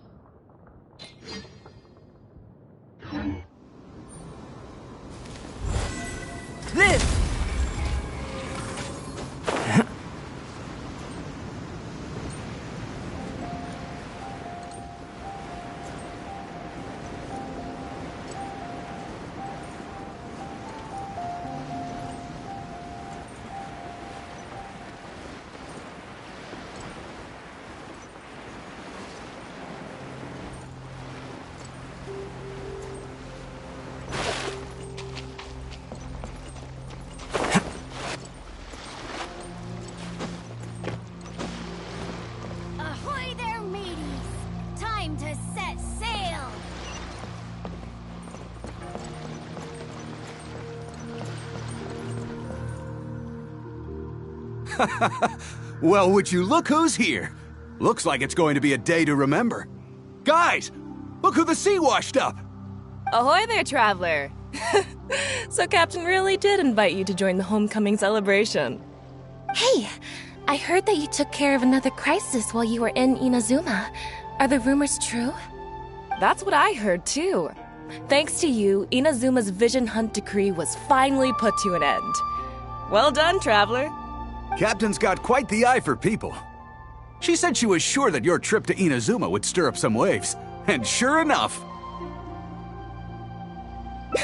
Look at you, being so modest. We all know what you did to protect Liyue Harbor. I've heard that they tell stories about you in Mondstadt, too. The honorary knight. Pretty impressive. I'd say someone of your caliber would be right at home in the cracks. Right, sailors? That's right. Wow, I'm getting excited just thinking of being the Traveler's crewmate. Hey, what do you say we arm wrestle? I was worried you'd be too busy to show up. Oh, Captain on deck! Captain, we were just trying to talk the Traveler into joining the crew. Yeah, come on, Captain Beidou. Surely you've got a way to get the Traveler on board. Well, she's on board right now for the celebration, isn't she?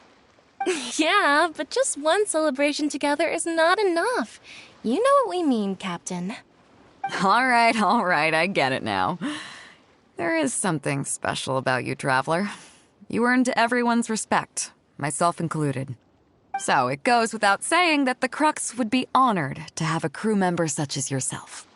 No doubt about that. But then again, a hero like yourself doesn't just set off on a journey without some bigger purpose in mind. So should a hero really drop what they're doing just to spend day after day drifting at sea with us?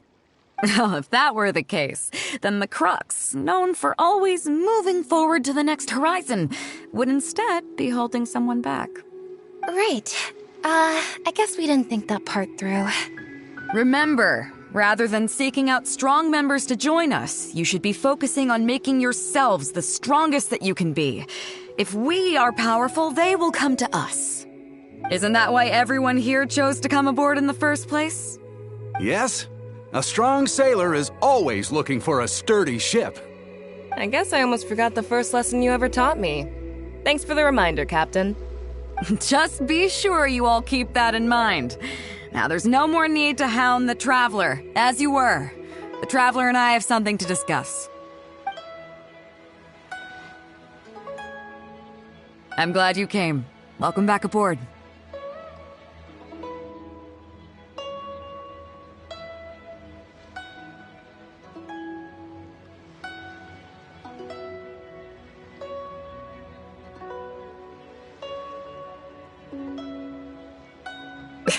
Thanks.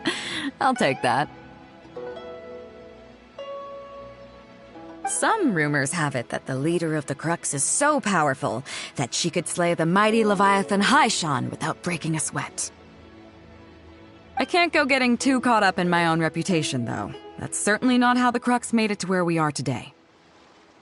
As the head of the fleet, my task is to keep us on the right course, no matter how turbulent the seas may become. But then again, the crew isn't usually this riled up. It's not that they're arrogant, they're just bubbling with ambition, that's all. Their excitement today comes from their great respect for you, both your strength and your character. So please, don't take it the wrong way.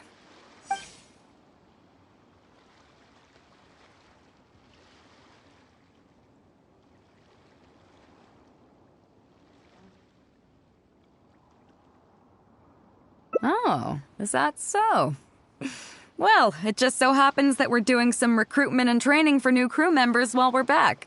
It'll be a first-rate chance to learn the life of a sailor. Since you're interested, why don't you come along and experience a sailor's life firsthand? I'm curious to see if you'll take the sea by storm in the same way you have on land.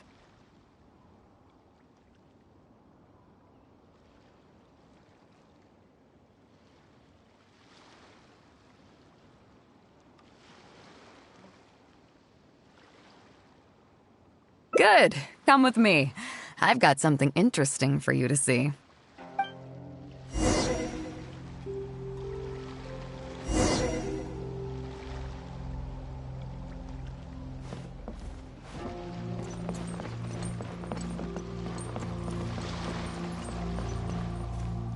Chief Mate Juza's breaking in the newcomers, but I think we can spare you the tedium of that.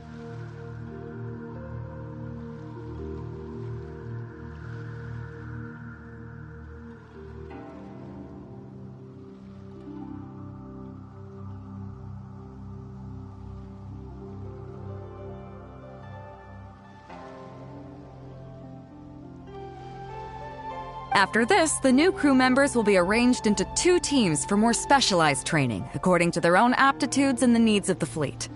One team will learn comprehensive survival skills, including maritime emergency rescue, marine meteorology, psychological counseling, and so on. They will serve as the support team for the fleet, ensuring safe navigation. That's why we call them the Shield of the Crux.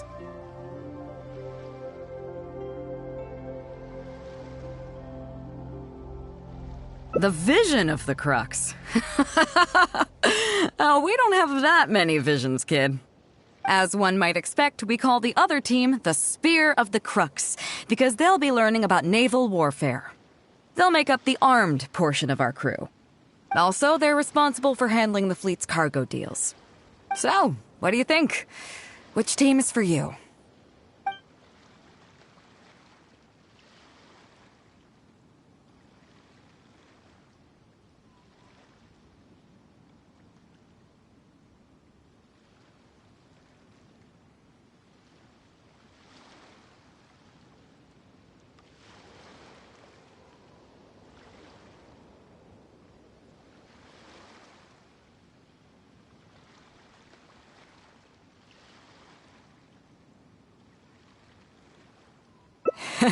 You truly are an adventurer at heart. Let's start with the fundamentals for any armed crew member. Basic boat handling. Follow me.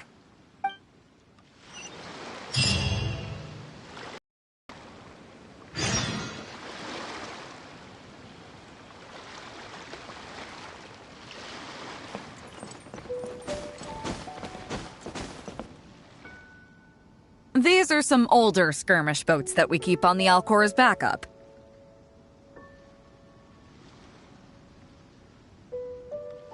Although they've been made redundant by newer models now, they're still fully kitted out. They're perfect for when we need to do simulated battles as part of crew training.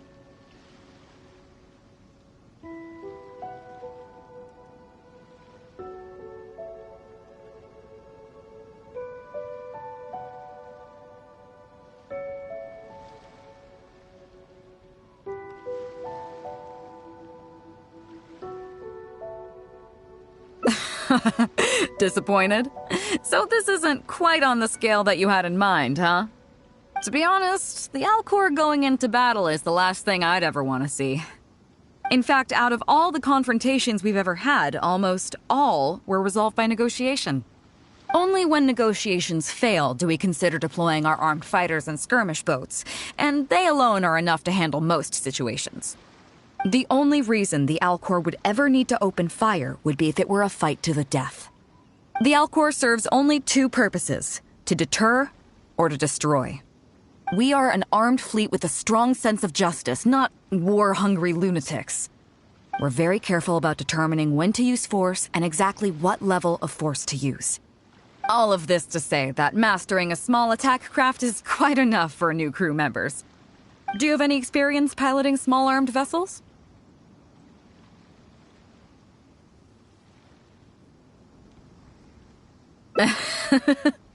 You're the first person I've ever met who's so dismissive of the power of the sea. But I guess to put it another way, you're already a seasoned veteran, huh? In that case, I'll skip the basics on how to operate your craft. The goal of this exercise is simple. Steer your skirmish boat along the prescribed route and return here within the time limit. You can start when you're ready. I'll be waiting here so I can observe your skills.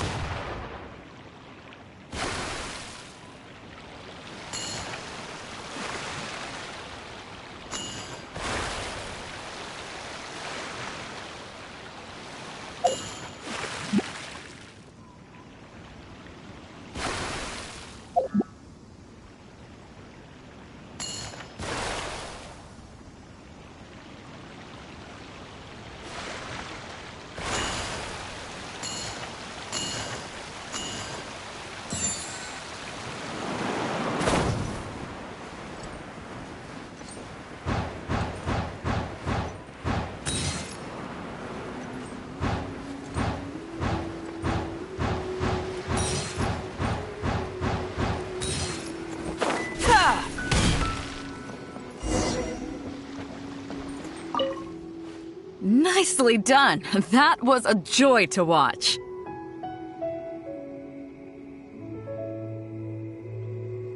Perfect timing on the turns, you kept your craft stable on the straightaway. It was like watching a well-rehearsed show.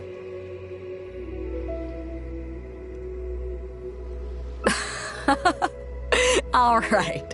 It's high time I introduced you to some of the more serious business that the Crux takes on. Come with me. We're going to Liyue Harbor.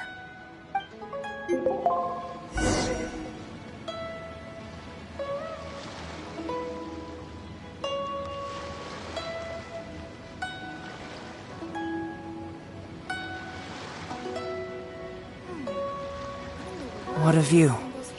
How about a quick break so I can sketch this beautiful scenery?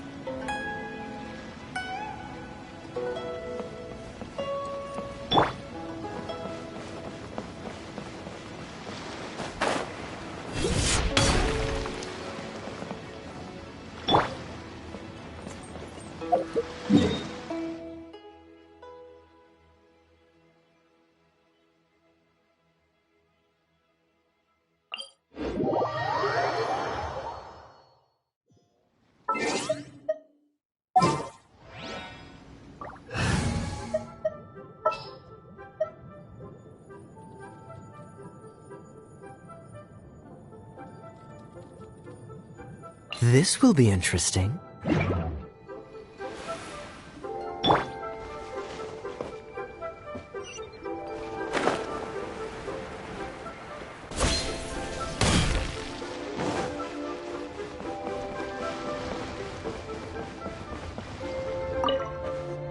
You may be aware that as an armed fleet, the Crux is kinda like the maritime equivalent of a guard for hire. We work as an armed carrier, earning our keep by successfully delivering the goods entrusted to us from A to B. Aside from that, though, there is also one other important way we make income.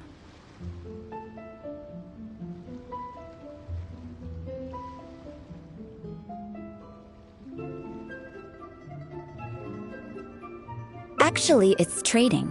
In certain kinds of goods.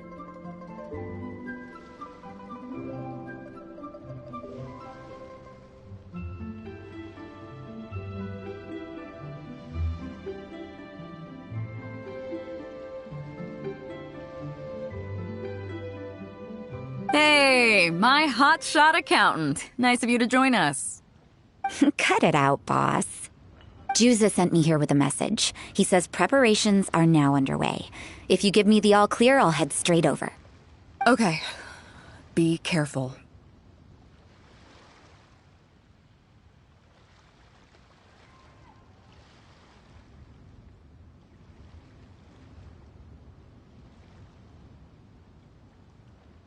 Well, she has something to take care of.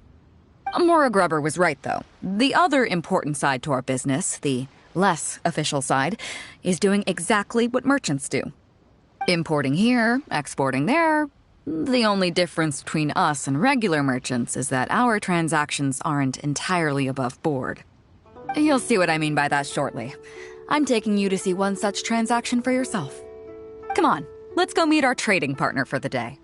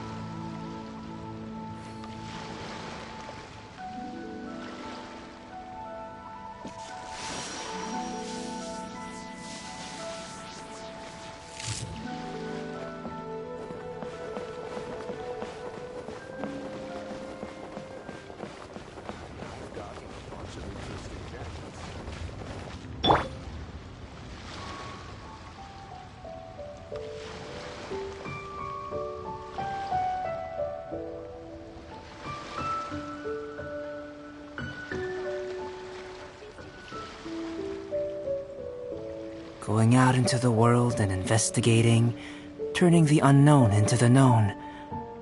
I miss this feeling.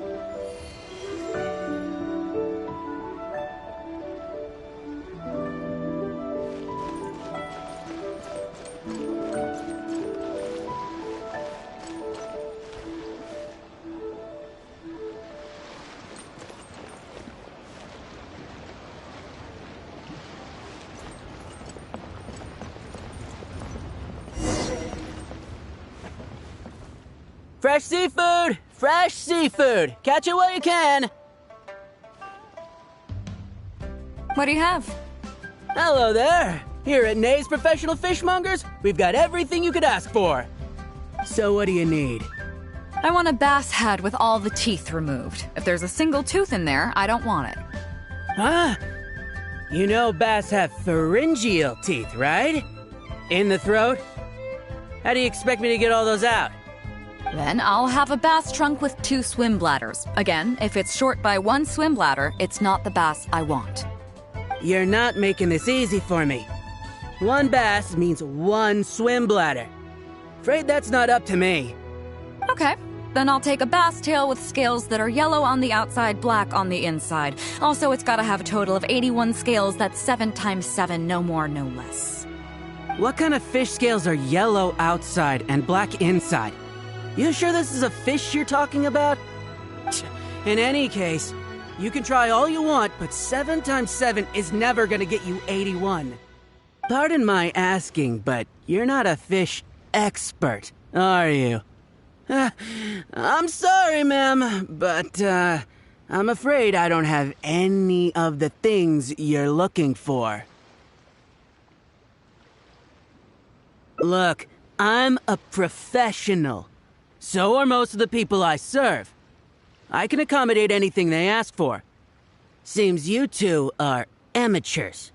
So I'm sorry, but you'll have to go someplace else. Anywhere you'd recommend? Like I said, Nay's Professional Fishmongers is for professionals. For amateurs, the place to go to would be Wise Amateur Fishmongers. I bet you're wondering why that guy was saying he didn't have what we wanted. That was just the first step in the transaction to confirm our identity. The real deal will come later.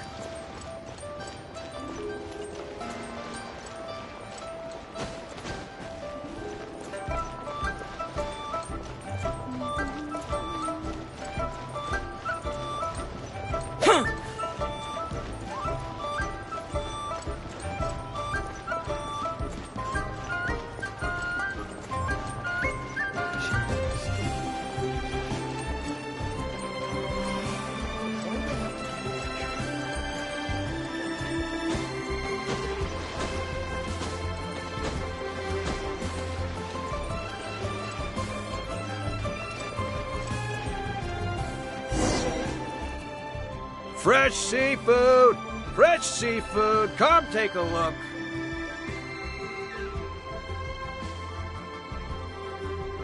Is this Wise Amateur Fishmongers? That's the one. We have all kinds of amateur stuff here. The more amateur, the more of it we got. What would you like? We'd like a bass head. No problem. Ours are all toothless, mind you. And a bass trunk. Oh, no problem. I'll stick an extra swim bladder in there for you. On the house. And a tail. Sure thing. I'll paint the scales yellow on the outside and black on the inside, so you can tell at a glance, this ain't no ordinary fishtail. If it's 7 times 7 you want, I can do you 81, 138, or even 648. It's up to you. Great. I like your style. We have a deal. I appreciate your patronage. Please, take your order to our warehouse manager over there.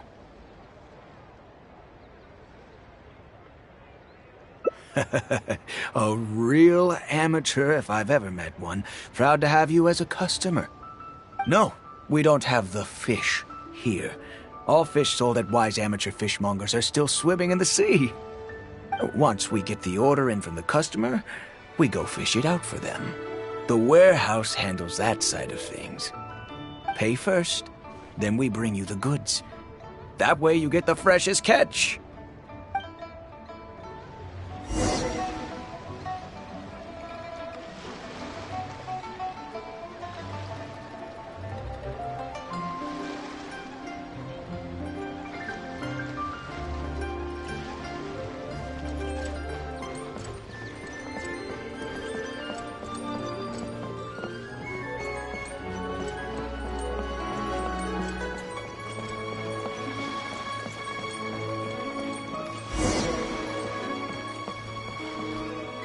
Are you two here to collect your order, huh, Beidou?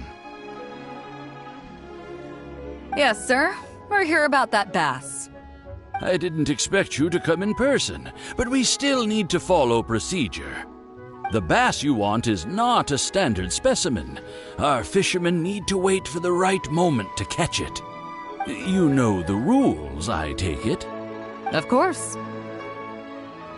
Oh, well, as you know, timing and location are everything when it comes to fishing. You have to wait till all the conditions are just right. That means the tide, the moon, and the wind. So, let me ask you this. When will the tide come in? The fishing song will sound out at midnight. How drunk will the moon be before the party's over? It won't stop while the Star of Death shines. I see, yes. Which way will the sea breeze be blowing? The breeze should be bound for Guyan. All right, then. Well received. I'll go and make arrangements. Great. I think that wraps up everything we needed to do in Liyue Harbor. Let's head back and wait for the delivery.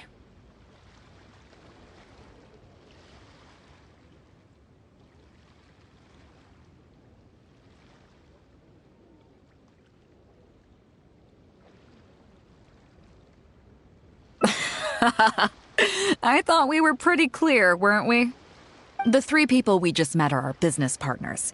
Nay's professional fishmongers and Wise amateur fishmongers are just cover names. The bass, obviously, is the code name for the goods.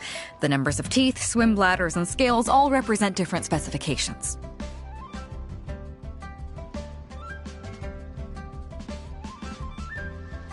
Meanwhile, the conversation I had with the warehouse keeper was the instructions for the deal itself. Let me translate it for you.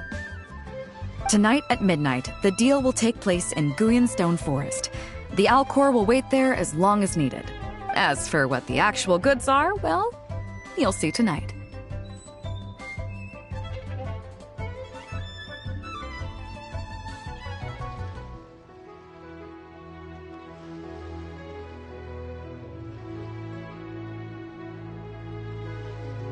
What if I were to say yes? What would you do then?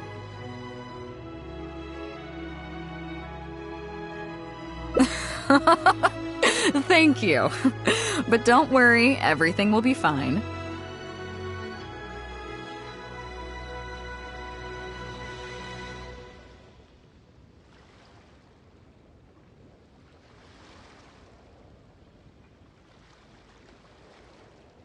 I deeply value you as a friend, but ultimately, you're not with the Crux.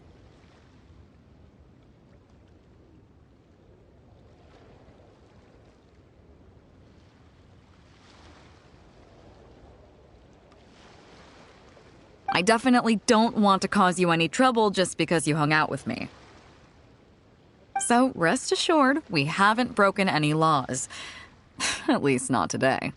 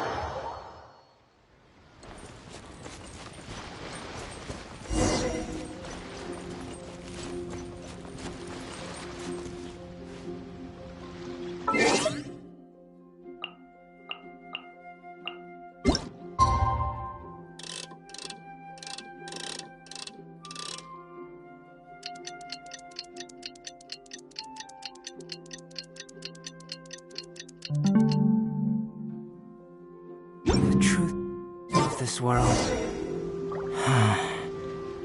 What could it be?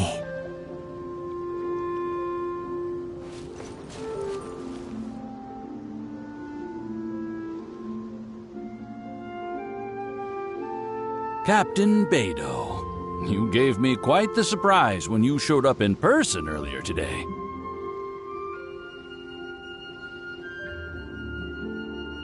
Well, my friend is visiting, so I wanted to show her how the Crux handles some of its important business.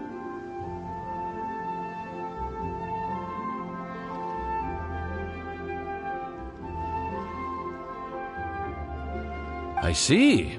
You two must be close. You got that right. Now, down to business. Have you brought the goods? Yep, all here. Please, feel free to take stock. Stop! Nobody move! We have received certain information pertaining to a potential illegal business transaction at this location.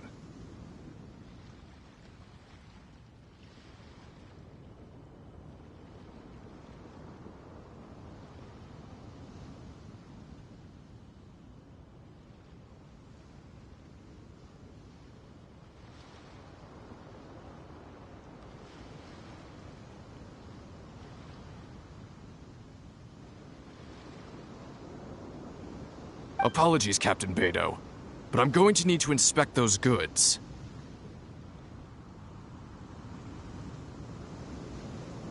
Oh? An illegal business transaction, you say? Well, all the goods are here. If you have any suspicions, please inspect them at your leisure.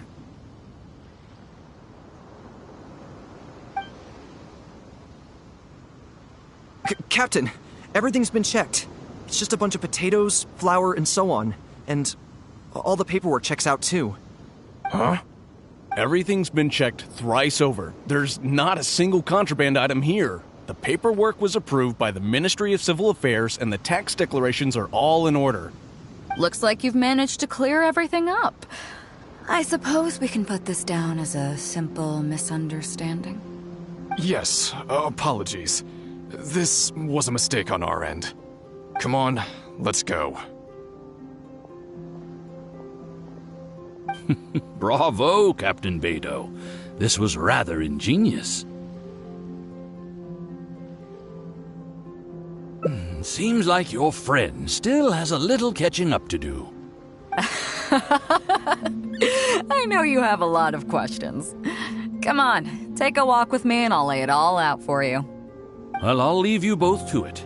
Captain Beidou, I look forward to doing business with you again. Take care. You probably thought that there was some sort of nefarious business going on behind all the secrecy today. The truth is, that was exactly what I wanted the Ministry of Civil Affairs to believe. What you might not know is that I, as the leader of the Crux fleet, and you, the great hero of Liyue Harbor, have both been on the Ministry of Civil Affairs watch list for a long time. In other words, whenever you or I crop up in Liyue Harbor, it almost always draws their attention. Not that there's any animosity behind it, mind you. In their words, it's a security precaution to prevent people like us from causing unnecessary trouble. Oh, I have no qualms about that. They're just doing their job, keeping the land safe. But How does that saying go again? Ah, yes.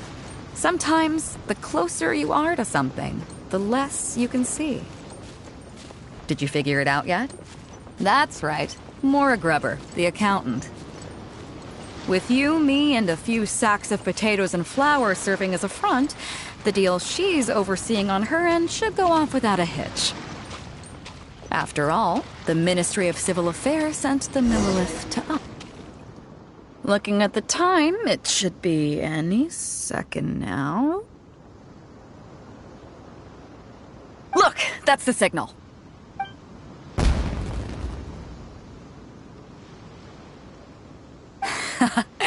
Tonight's real deal is officially done.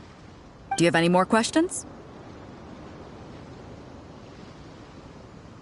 You're right. Never underestimate her.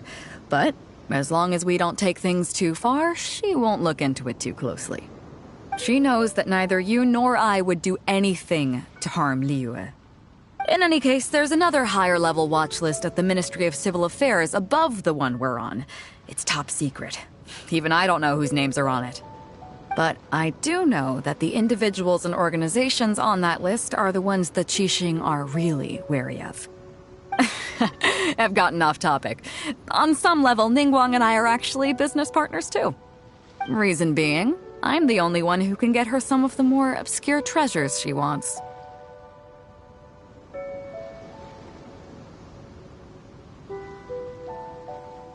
It's complicated. All you need to know is that what might be easily attainable for some people can often be a lifesaver for others who can't get their hands on it. That's where we come in. It's as simple as that.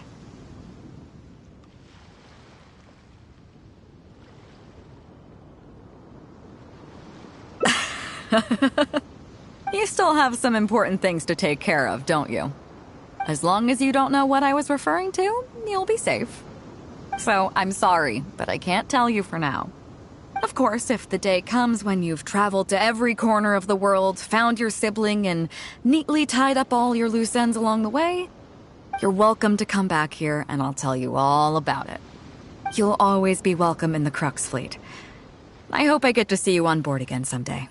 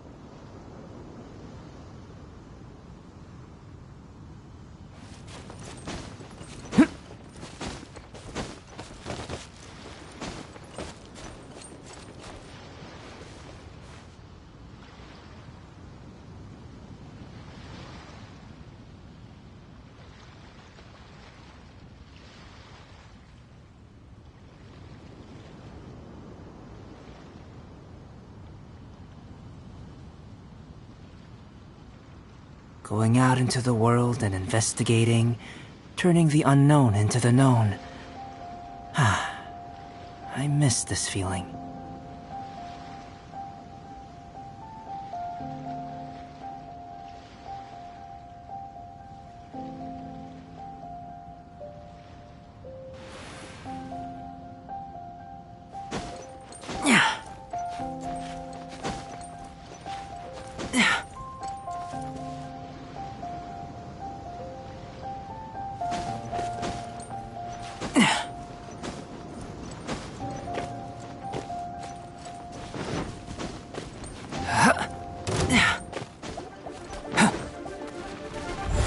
Burst forth!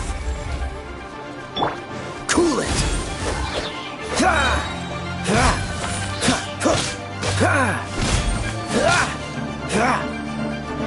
Dodge this!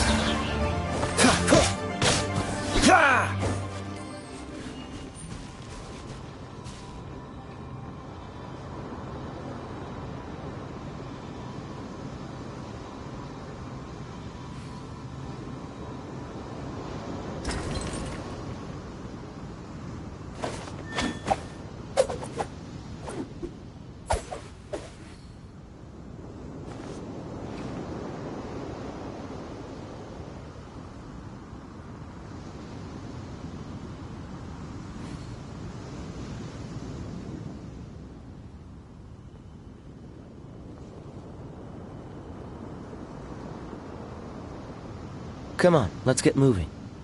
We're not frozen in place after all.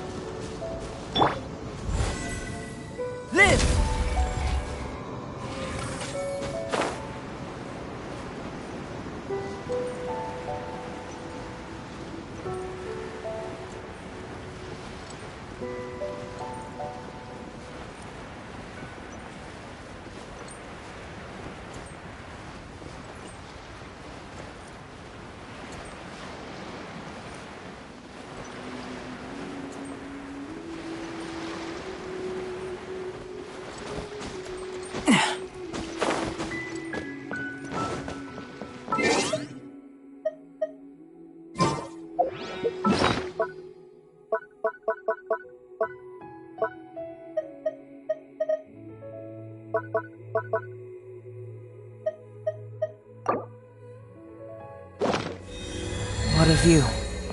How about a quick break so I can sketch this beautiful scenery?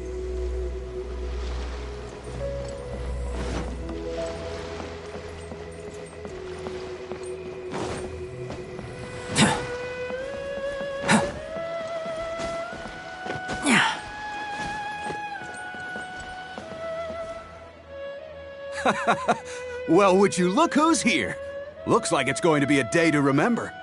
Ahoy there, traveler. Hey! That's what I heard. Captain's got quite the eye for people. She said she was sure that your trip to Inazuma would stir up some waves. And sure enough... Look at you, being so modest. I've heard that they tell stories about you in Mondstadt, too. The honorary knight. Pretty impressive. I'd say someone of your caliber would be right at home in the cracks. Right, sailors? That's right. Wow, I'm getting excited just think. Hey, what do you say we arm wrestle? I was worried you'd be too busy to show up. Oh, Captain on deck! Captain, we were just trying to talk the traveler into joining the crew. Yeah, come on, Captain Beidou. Surely you've got a way to get the traveler on board. Well, she's on board right now for the celebration, isn't she? Yeah, but just one celebration together is not enough. You know what we mean, Captain. All right, I get it now. There is something special about you, traveler. You earned everyone's respect, myself included.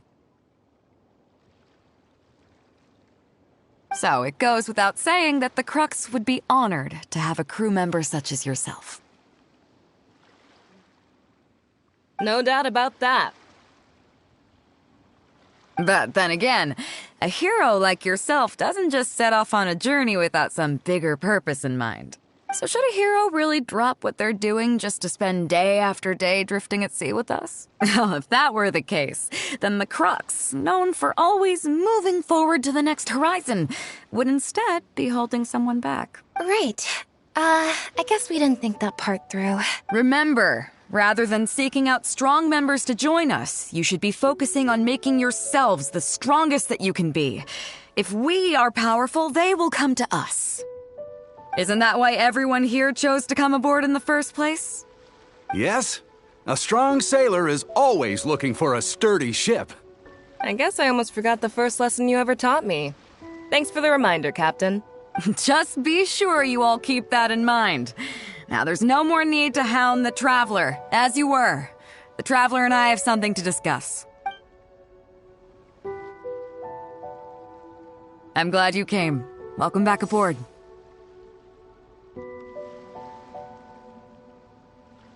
Hey, don't mention it. As a host, it would be pretty embarrassing to continue letting my guests be put on the spot like that. I can't go getting too caught up in my own reputation, though. That's certainly not how the Crux made it to where we are today. As the head of the fleet, my task is to keep us on the right course, no matter how turbulent the seas may become. But then again, the crew isn't usually this riled up. It's not that they're arrogant, they're just bubbling with ambition, that's all. Their excitement today comes from their great respect for you, both your strength and your character. So please, don't take it the wrong way.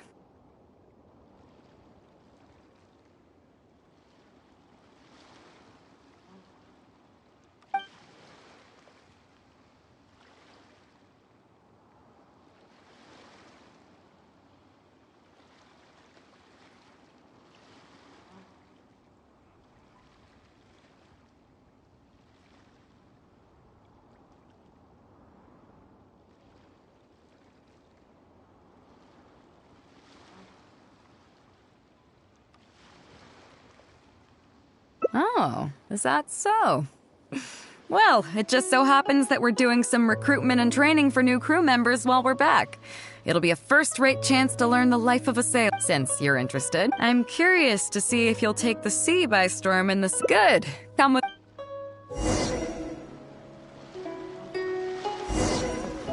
Our stock of herbs is running a bit low.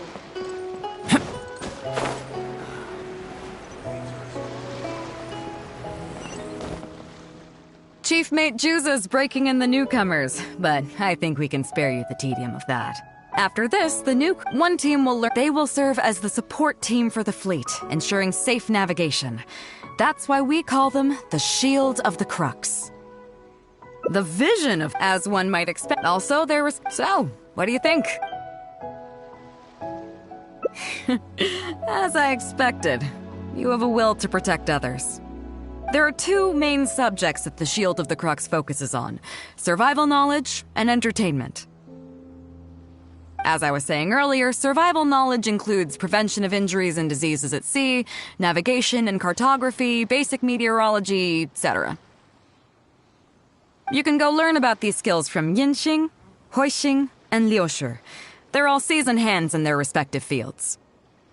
Each sailor has their own strengths and weaknesses. I'm no rookie, of course, but you shouldn't underestimate the knowledge of the crew. If there's anything I'm most proud of in the fleet, it's my people. Go and get to work. I'll have some questions to test you later. I look forward to seeing how you do.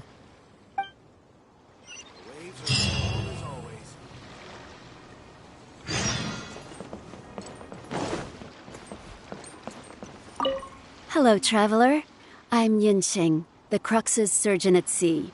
Whenever a sailor has a health problem, they come to me. I deal with it all, from seasickness and common colds to amputations and everything in between. Oh, I presume the captain arranged this, correct? All right then, let's begin. First of all, let me ask you this. What do you think is the biggest danger that all new crew members face?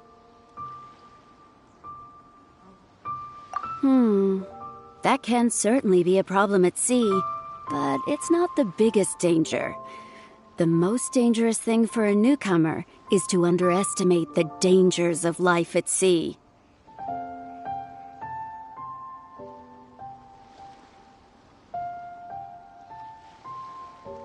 I have seen many new crew members who see themselves as young and fighting fit and have no regard for safety. They think that since they are tough enough to look after themselves on land, they'll be fine at sea as well. Those are the ones that always end up in the sick bay. Everyone should know that being a sailor, especially on a long voyage, is a brutal job in an unforgiving environment. We have to face malnutrition when we're short on supplies, all kinds of injuries and diseases that the harsh ocean weather can bring, and even the psychological problems that can arise due to isolation and the lack of entertainment. To make things worse, the lack of medication and treatment options at sea can result in even minor health problems becoming serious, or even fatal.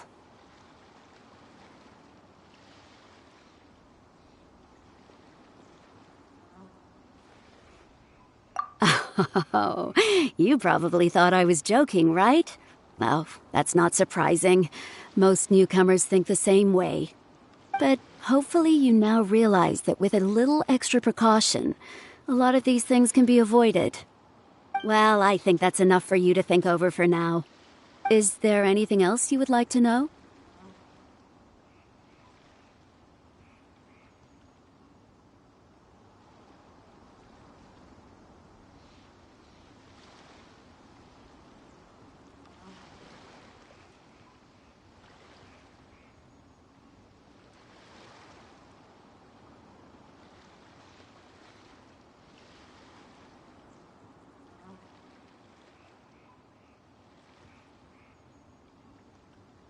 Captain Beidou?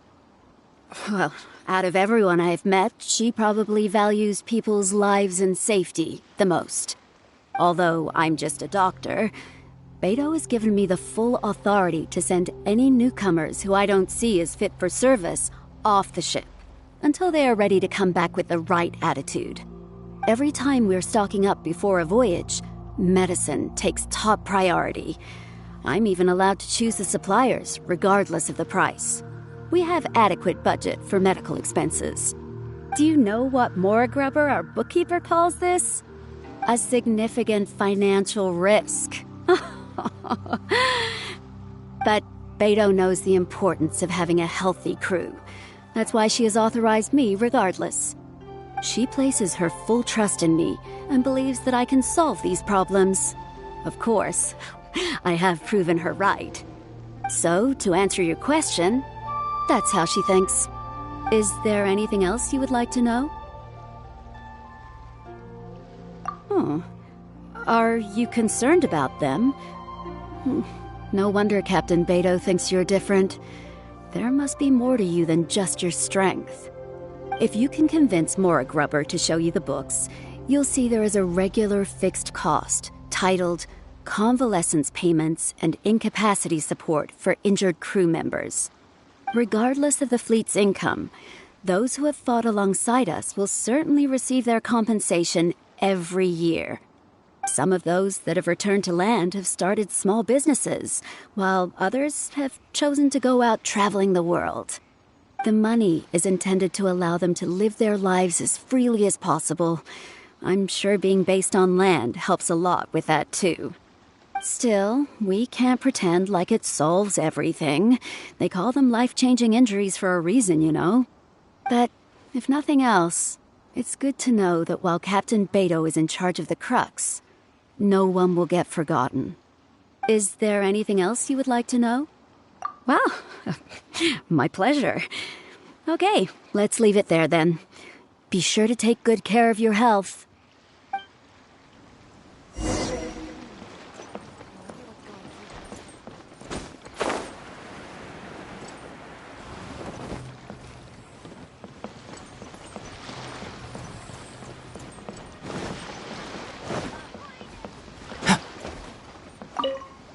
sorry about earlier, Traveler. We were so caught up on getting you to join the fleet that we didn't notice we were going a little overboard. Good thing the captain stepped in. Oh! Well, in that case, you have come to the right person. I'm not just blowing smoke. You're looking at the most talented navigator in Liyue Harbor. I'll start by introducing some chart reading essentials for new sailors. Feel free to interrupt if you have any questions. Let's start with what to look for when you get a set of complicated charts. First, you should always look at any indicated shorelines, islands or reefs, water depths, hydrological conditions, and other hazards. With these features in mind, you can answer the basic question of, can I chart a safe course through this area? Visually, nautical charts are a little unique. Unlike land maps, most charts do not have a fixed scale, which means that it can be hard to precisely determine the exact distance between 2 points. The most advanced nautical charts come with a supplementary chart, which has different colored lines marked on it to indicate distance. It's worth mentioning that under my direction, the crux is using these advanced kinds of charts. Some cartographers mark out other points of interest on their charts, usually with their own special symbols. Not only those, we have tattered and torn charts that we've picked up from. To be honest, it can be quite a challenge, even for me. Some of these charts are really old and have symbols that I've never seen before. But if we don't decipher them, we will certainly miss many secrets of the sea. Fortunately, we have the captain with us. She managed to find some ancient books on semiotics that I can use to study the charts further. I don't think anyone other than our captain could manage to get these kinds of resources. Old charts and ancient books on semiotics are not the kinds of things that are sold in your average marketplace. Oops, I've gotten off topic. Well, that just about covers the basics of chart reading. Is there anything else you would like to know, Traveler? My pleasure. A friend of Captain Beidou is a friend of mine.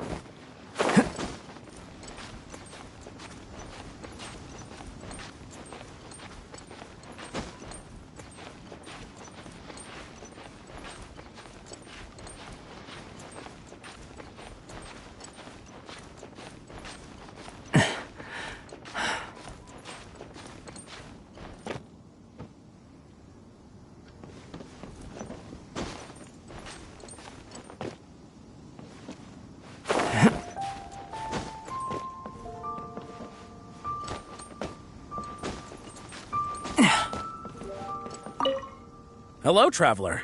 Are you here to learn about marine meteorology? In my line of work, I've got to have a pair of sharp eyes. I saw the captain showing you around the training grounds, and then you went to see Yingxing and Huixing. So I figured that she probably wants you to get to know the life of a crew member.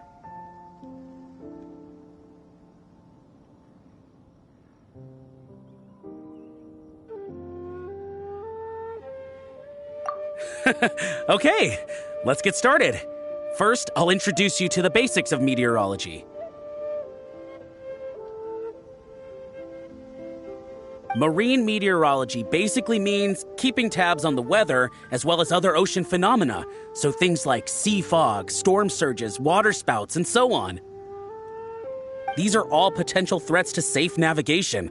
Luckily, whatever weather might be coming up, there's always some kind of sign that gives it away in advance. Take waterspouts, for example. They're caused by high-speed rotating winds on the surface of the ocean. They can engulf large ships and do immense damage. But if you know that waterspout, you will be even more alert if you... And most importantly, so there you go. Those are the warning signs of waterspout. Well, I'm good at reading the sea, but I'm not as good as the captain when it comes to reading people. Do you know the small fishing village next to Wangshuin? I heard that when Captain was a kid, she worked there fishing with the adults. Later, she made her way to the harbor where she struggled to make a living. Managing to survive in an environment like that as a kid is solid proof of the captain's capabilities. If it wasn't for her, I never would have dreamed of taking this job. She gave me confidence and told me I could do it. You may not have heard, but I'm best known outside the Crux fleet for a slightly infamous story involving me, third-round knockout, and a few too many. Who would ever have thought that the rookie sailor who fell drunk into the sea and became a laughingstock among their now former crewmates would then go on to become a lookout for the Crux? But it's the unbelievable truth. It proves that having skills alone is not enough. You need someone like the captain who is a good judge of character. Find me anytime if you want to know more.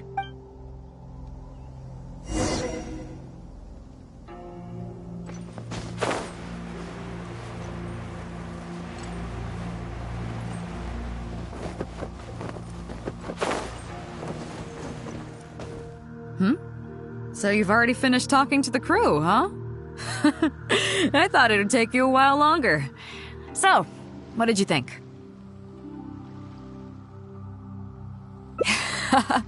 Now you know that the shield of the Crux is not such an easy job. Let's get started. First of all, life on the sea isn't always plain sailing. Injuries and illnesses happen all the time. But what is the single biggest danger facing crew members? Is that your final answer? All right, on to the second question. As you've just learned, the fleet plots its route using nautical charts. The charts used by the Crux have additional charts attached. The supplementary chart has lots of lines in various colors for added reference. What is the purpose of these lines? Okay, interesting. Now, last question. On longer voyages, we have to be especially careful to avoid certain weather hazards that pose a threat to the integrity of the ship and the lives of the crew. For example, waterspouts. So my question is, how can we reliably predict waterspouts so we can avoid them?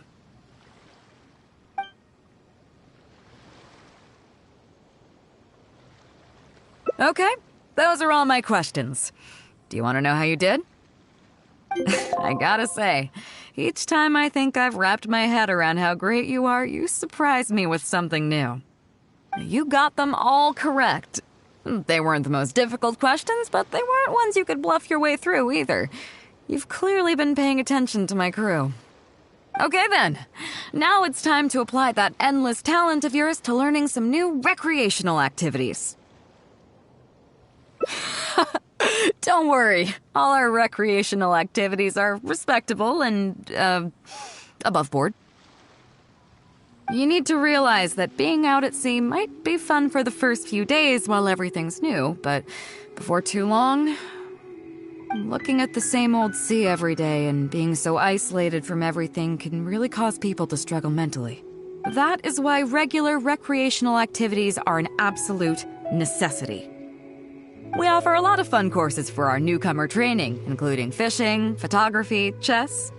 Oh, and thanks to Kazuha, these days we also offer poetry and music appreciation, as well as communal wind listening. Each newcomer has to participate in at least one, so that they've got some way of keeping themselves occupied at sea further down the line. Of course, if you'd prefer wrestling sea monsters with your bare hands, that can be arranged. Well, for today, at least, let's stick to the training schedule drawn up by Juza. If I remember correctly, it should be photography today. Come on, I'll show you.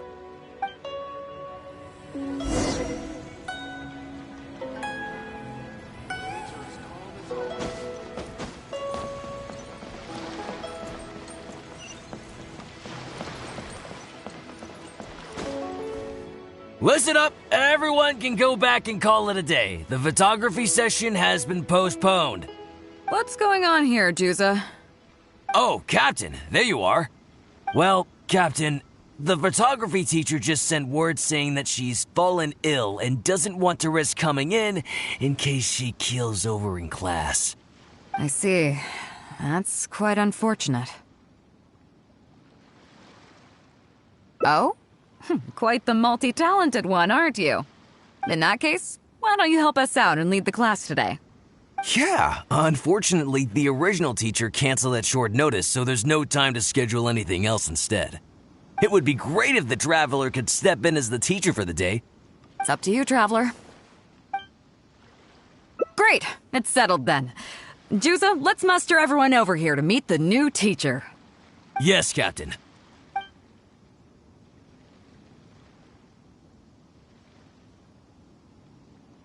Okay, that's 1, 2, 3. That should be everyone. Take it away, Traveler. Oh yeah? What's that?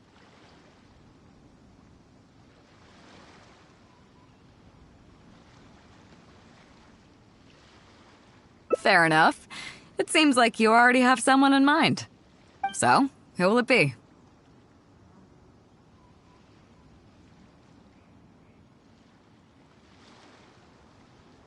Me? Well, we could do that, or...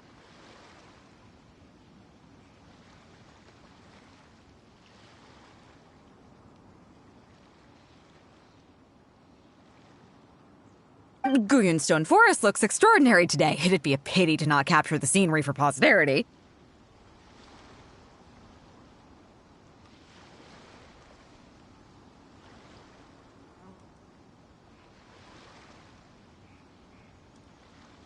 So how about we snap Guyunstone Forest for today's class? Then there'd be no need for a model.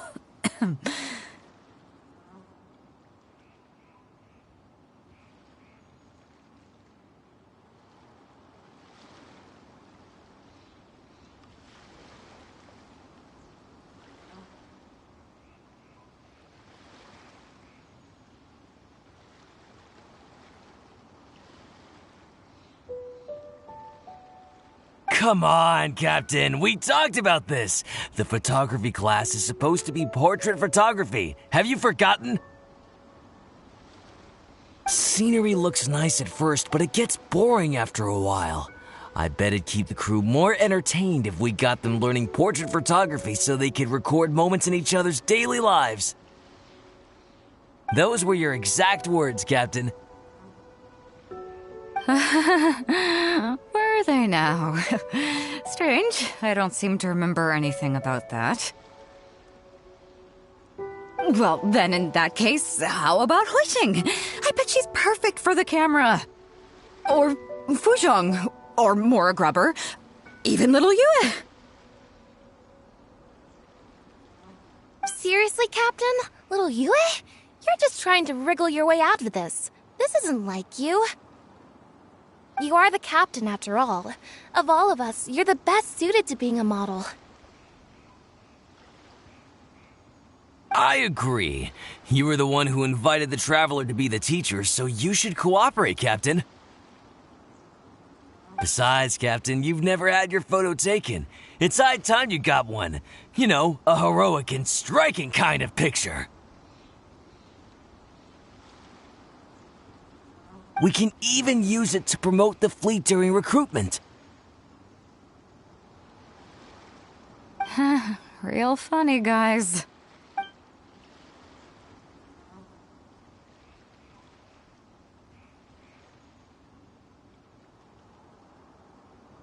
Well, if you say so. I'm not one to spoil the fun. So, what do I do now, Traveler? Like this? You're kidding, right? I've never had my photo taken before, but something this simple shouldn't be a challenge for me. It must be the lighting or something. You've got it wrong.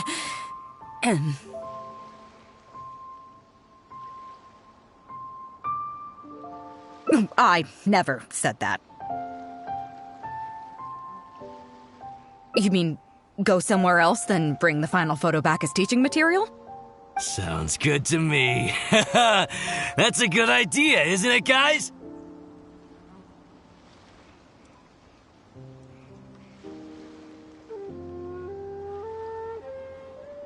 The lighting may still be a problem.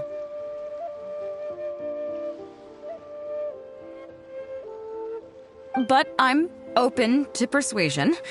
If you have a suitable place in mind, I can consider it. Just to be clear, I won't necessarily agree. It depends on the place you have in mind.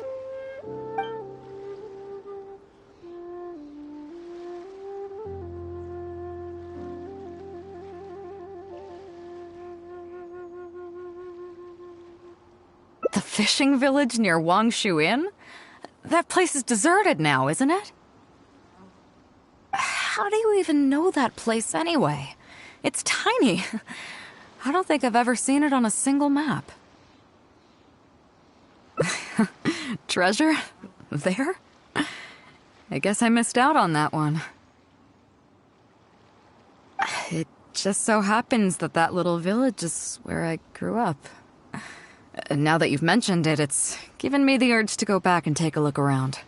How about we take this opportunity to pay my old home a visit?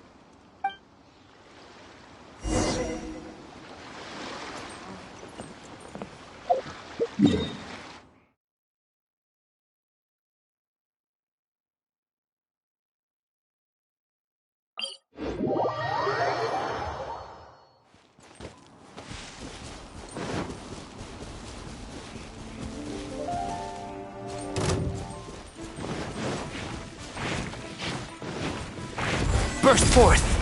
Feel this ancient power!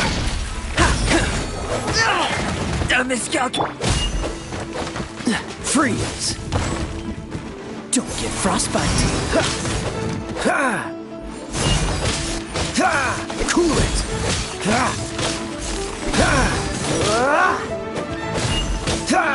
Freeze!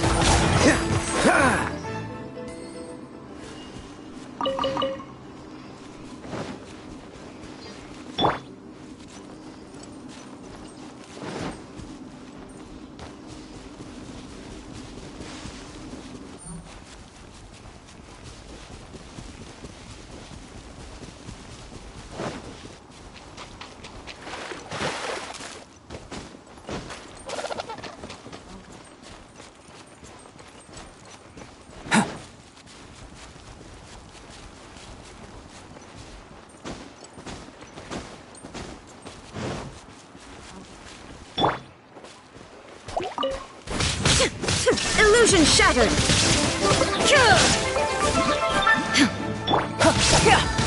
Live!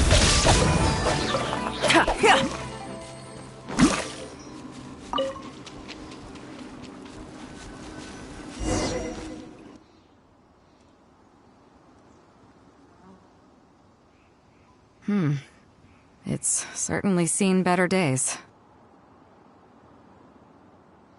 It was never that impressive, but at least back in the day, it was a lively village and home to several families.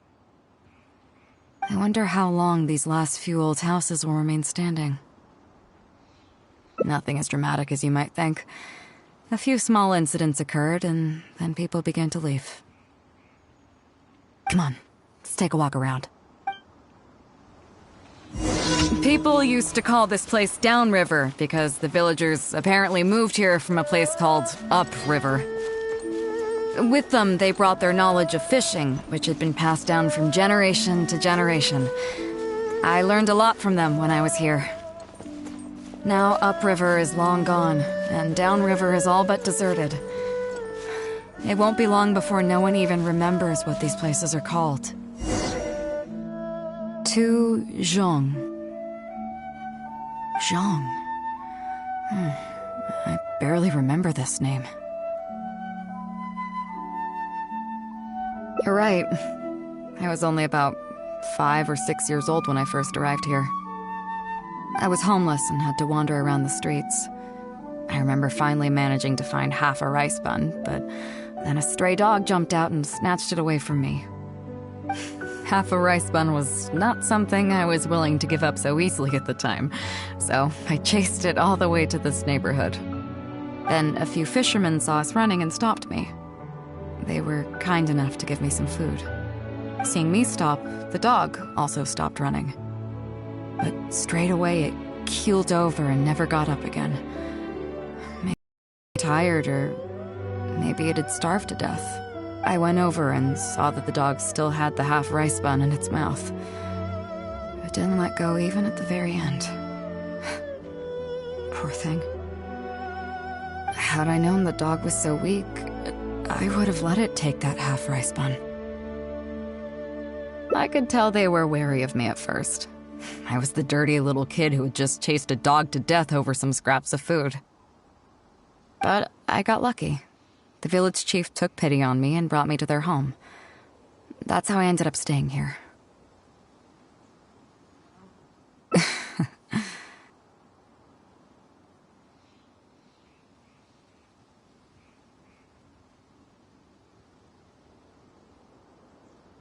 Do you know what the name Beidou means?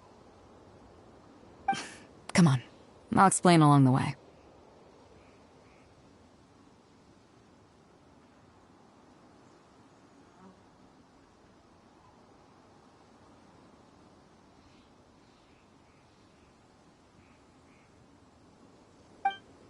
About a year or two after I arrived, the village chief fell ill during the winter and passed away. During that same period, the harvest was getting worse, and the fishermen's catch was getting smaller day by day. Without the village chief to handle the situation, people began blaming each other. There were even rumors that some families had been overfishing and leaving nothing for the rest of the village to catch. But in the end, they all turned on me, saying that they shouldn't have ever taken me in. They said I was bad luck. They pointed to how that dog died on the first day I arrived. Next thing you know, the village chief dies, and then all the fish die out. They said I was a living curse, and the downfall of the village was all my fault. I told them that I didn't understand. I'm not a curse, I'm just Beidou. Then some of the villagers started shouting, and drove me out of the village. They shouted, "Nando controls life. Beidou controls death. Beidou controls death." Before then, all I knew about my name was that it had something to do with the stars. It wasn't until then that I realized that Beidou was a constellation. And the Alcor, one of its stars, was an omen of death. Here we are. This is the old house of the village chief. I bet he never expected that the little girl he took in would grow up to be seen as a curse that brought about the village's total destruction. What do you mean? Is that all? And let me guess, you got to Inazuma and the Electro Archon's Gnosis was taken as well? Well, you seem to wreak havoc on a grander scale than I ever could. Oh, I get it. You're trying to convince me that I'm not cursed. I appreciate it, and I'll take it. Let's not forget that the people whose names stick around are the ones who emerge from the stormy seas unscathed, and the ones who get swept away in the wind are the fledgling birds who couldn't hack it. I, for one, have never encountered a storm I couldn't weather. But your journey's far from over, isn't it? Just remember, there's no telling what else you might encounter in this vast world. So if you ever find some idiot trying to brand you as a scapegoat just because you're the one who lived to tell the tale, tell them Captain Beidou demands to have the honor along with you. Remember, you'll always have the captain of the Crux to back you up wherever you go. Two cursed scapegoats banding together for survival. Sounds like a recipe for disaster, but at the same time, I kinda dig it. I'm lucky to have a friend like you. Okay, it's time to get back to our photography. Right, teacher?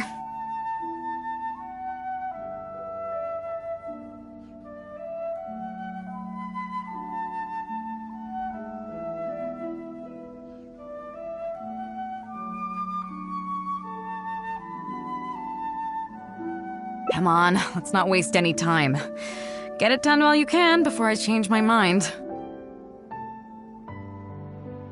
So, do I need to strike a pose?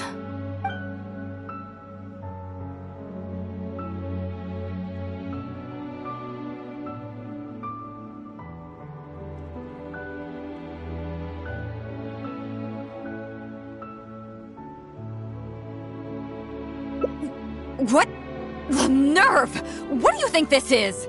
I don't want to do this whole modeling thing. Hey, cut it out. No more pictures.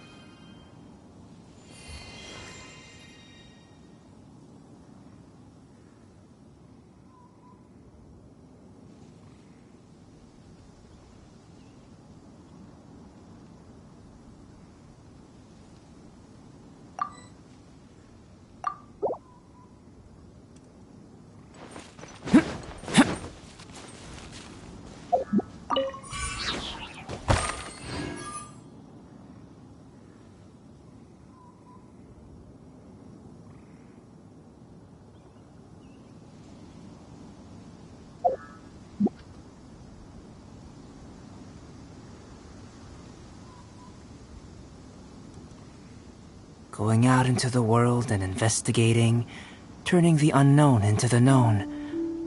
I miss this feeling.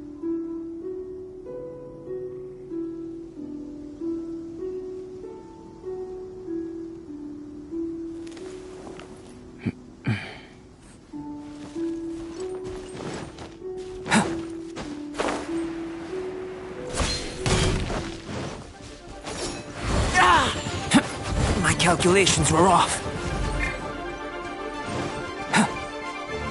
I swear by my sword!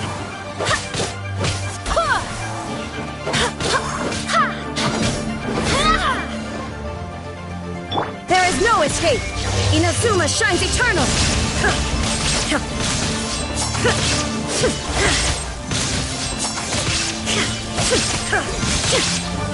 Dodge this! This moment will be frozen in time.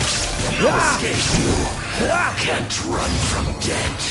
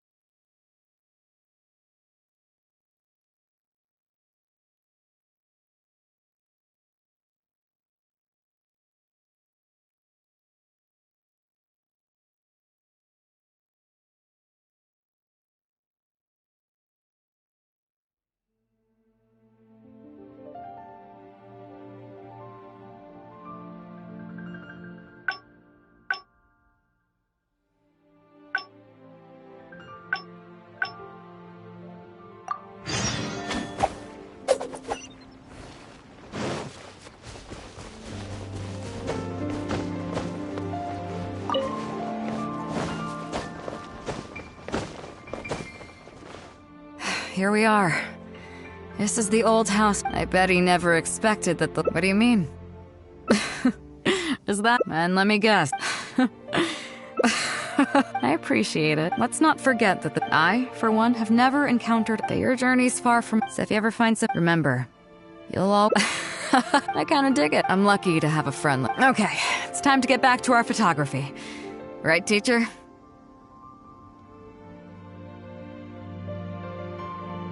Come on, let's not waste any... So?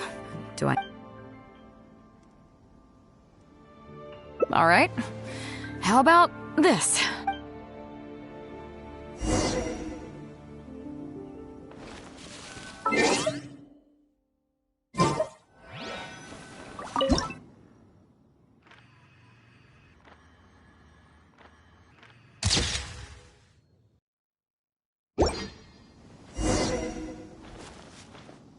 So, is it done yet?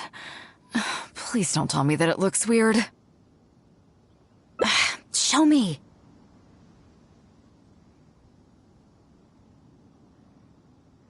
Yeah, sure, whatever. Now give it here.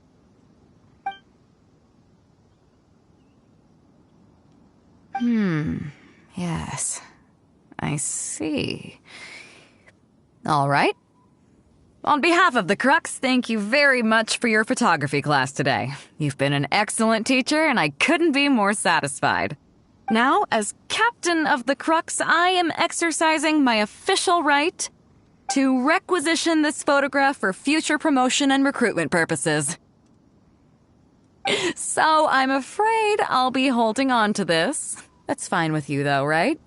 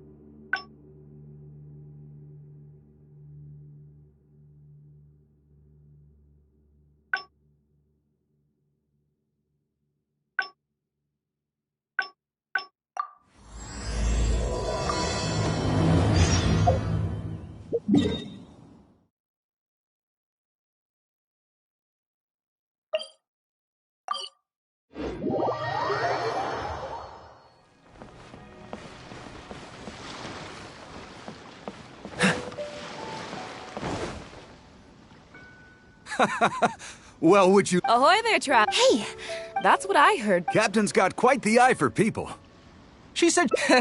I've heard that they tell... Hey. I was worried you'd be too busy to show up.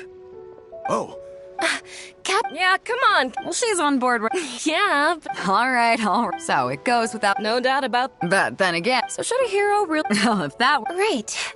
Remember, isn't that why every... Yes? I guess I almost forgot. Just be... I'm glad you came. Welcome back aboard. Thanks. Some rumors have it that I can't go getting too caught up as the head of the fleet, but then again, the crew, their excitement today... All good then. Great. Actually, speaking of Inazuma, I think your good luck must have rubbed off on me on the way over. I made an interesting find on the beach shortly after we parted ways. Let's talk about it over there, where it's a little quieter.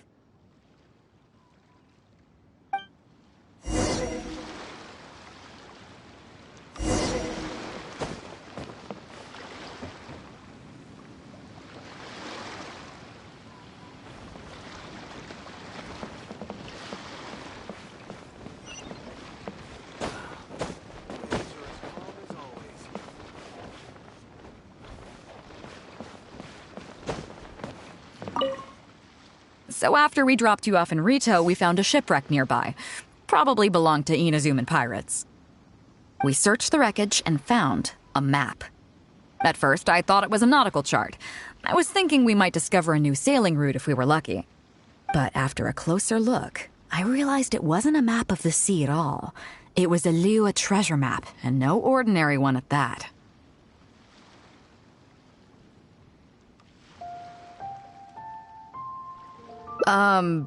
Nothing like that. I just mean that the map was a mess. So it was the most I could do to figure out that the treasure was probably in Liyue. As for its exact location, I have no idea. I'd say I've explored Liyue pretty extensively, but still, this one managed to beat me. So, I thought of you. Nobody can beat you when it comes to treasure hunting on land, right? Is that right? Well then, it looks like I'm in good hands. Here's the map. See what you can make of it. So, where do you think it is?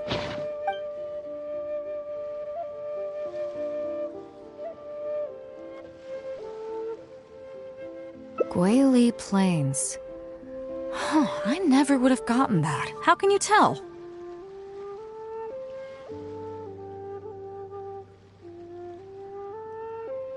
Oh, okay then. So you do live up to the hype. I can't believe you noticed that. You sure have an eye for detail. Let's head over there and take a look. I'll need you to help me zero in on the specific location once we're there.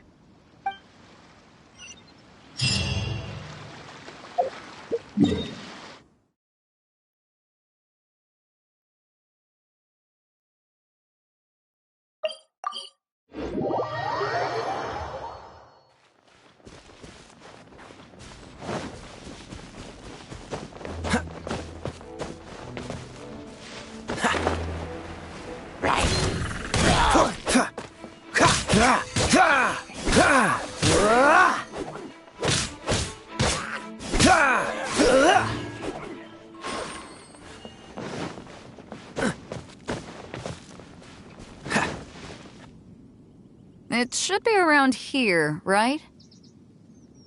Who are they? Oh, it's a bunch of treasure hoarders. I guess the treasure's for real then. There are quite a few of them. If things go south and fists start flying, stay behind me.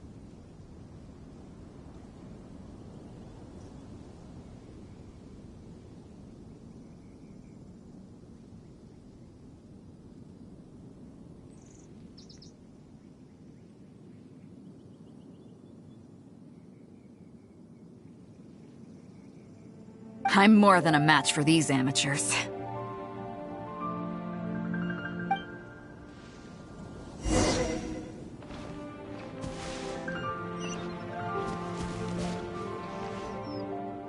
Keep digging, boys! Once we have our hands on the treasure, everyone gets a share!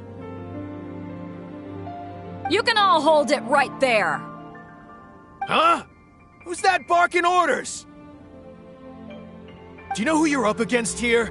Keep going if you got a death wish! What the... It's... Captain Beidou! Run, boys! Run! Nobody move! Captain Beidou, Lord of the Ocean, this is all my fault. I didn't know who I was up against. I don't have a death wish. I swear.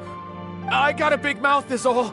It's always saying things it shouldn't. I swear I'll wash it out with soap the moment I get back. Please, have mercy. Will you spare us?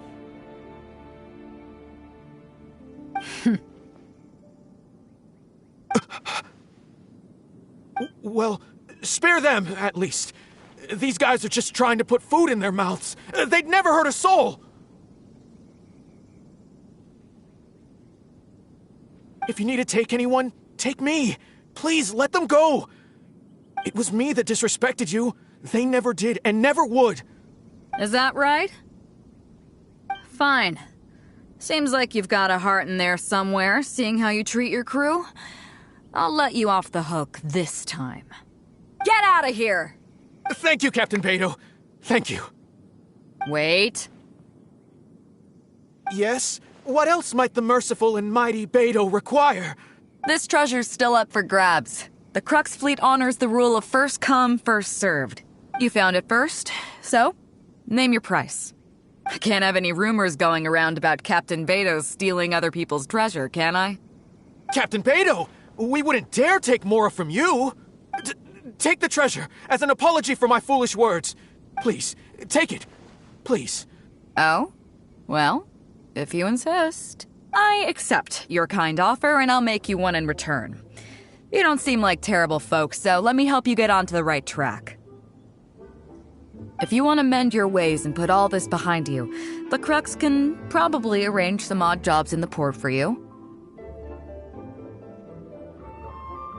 It'd be humble work, but at least it'd get you on your feet and making an honest living. A much better deal than what you've got going now, if you ask me.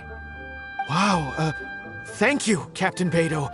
On behalf of me and all my boys. Right. Let's see what we've got in here. This isn't what we're looking for. Let's look around. Maybe we'll find it.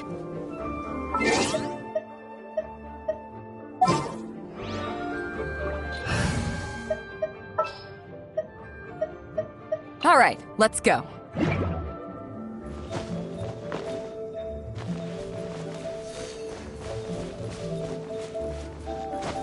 Those rocks look kind of weird. Let's see if there's anything there. Nothing. Let's keep looking.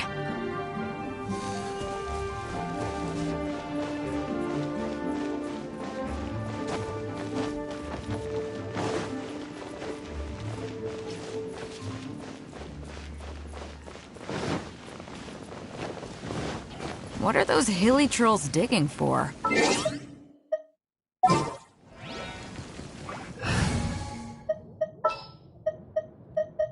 This will be interesting. Actually, I've heard they sometimes dig for buried treasure. Let's go take a closer look.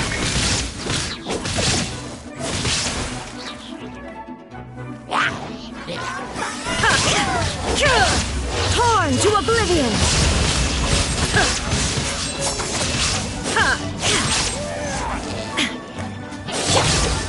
Don't get frostbite.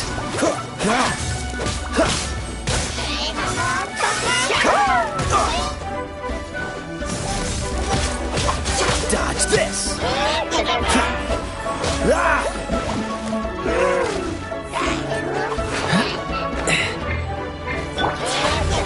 Witness my great undertaking!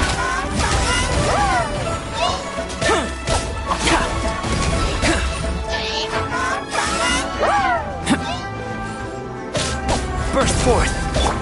Freeze!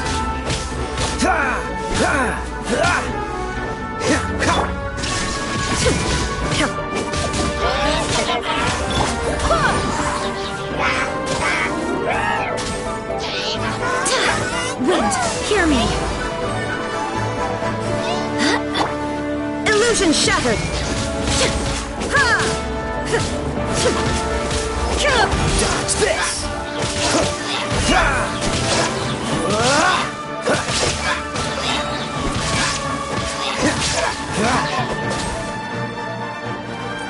Freeze!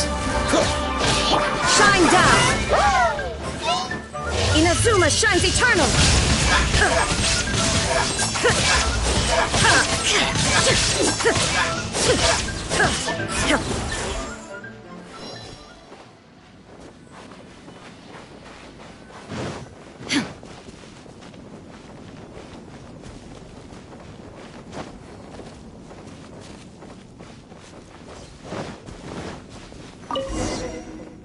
Nope, not here either.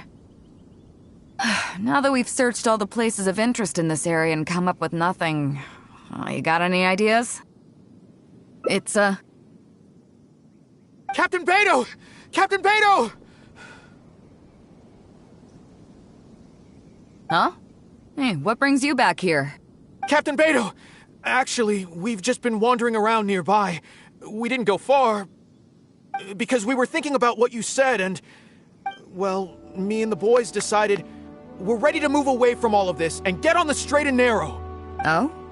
Are you sure? Yes, absolutely sure.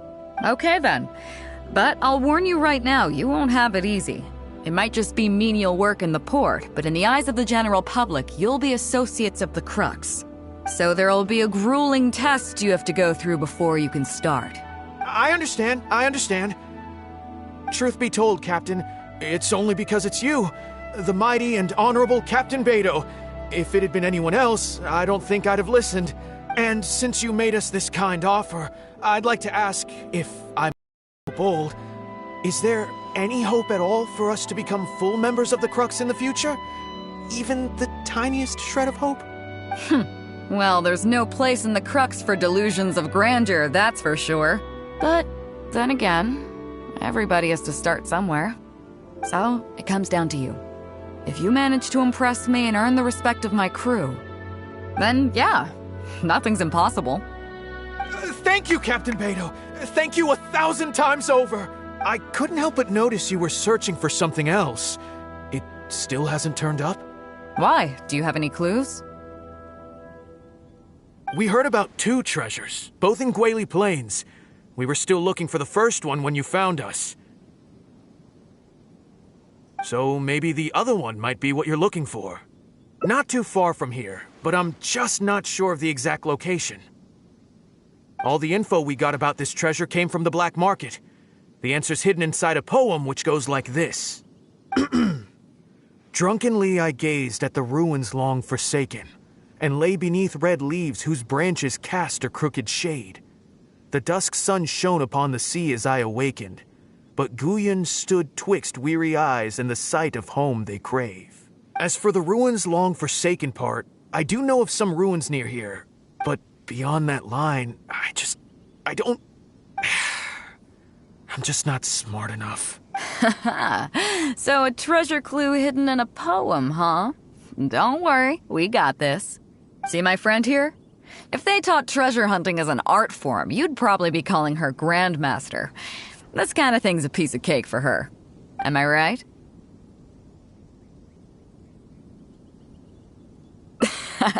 Okay then.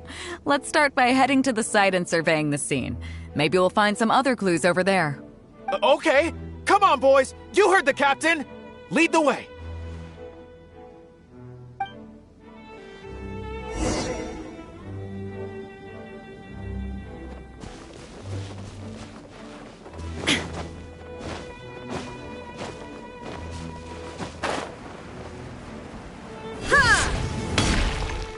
These are the long forsaken ruins from the poem. Apparently they were once full of treasure. But judging by the state of them now, it's probably long gone.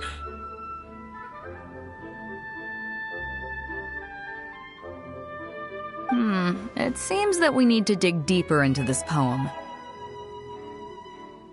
Drunkenly I gazed at the ruins long forsaken, and lay beneath red leaves whose branches cast a crooked shade.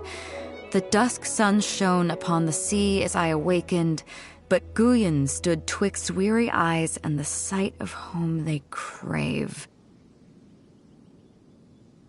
Do you have any ideas? Somewhere you can see the ruins from. So somewhere not too far from here?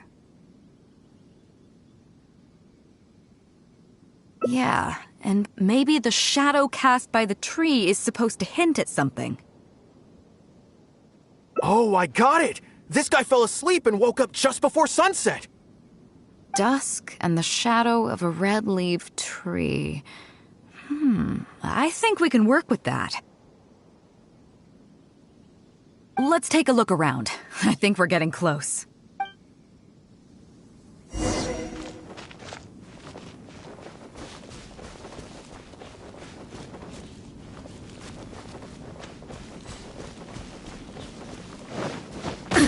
Absurd!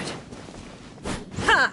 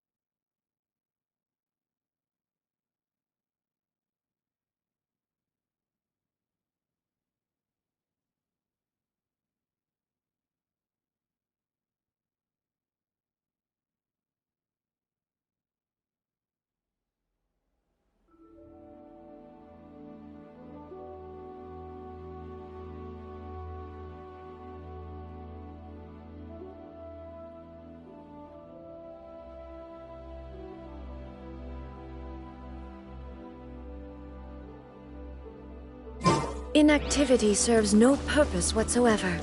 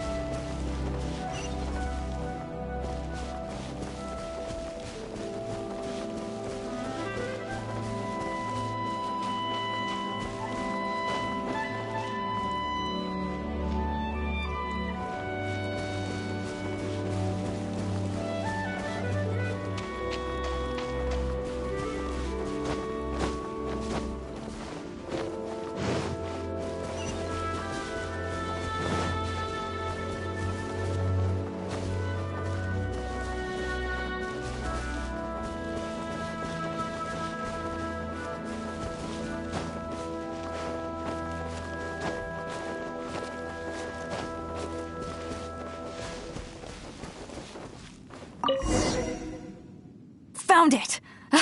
At long last, the treasure is finally in our hands. A check from the Northland Bank.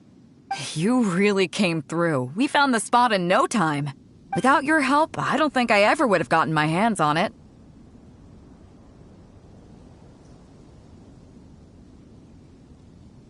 To us, this is just a check that you can exchange at Northland Bank for some Mora.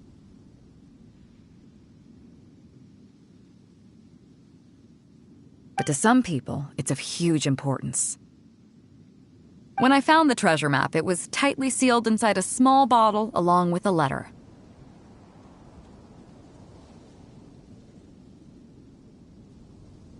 I'll let you read it for yourself.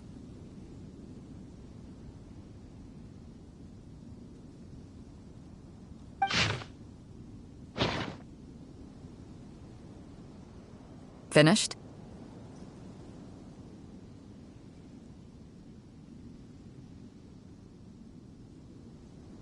Yeah, I can't fault him for what he did, but the way things turned out, all I can say is life is unpredictable. Well, let's fulfill his final wish by taking this check to where it belongs.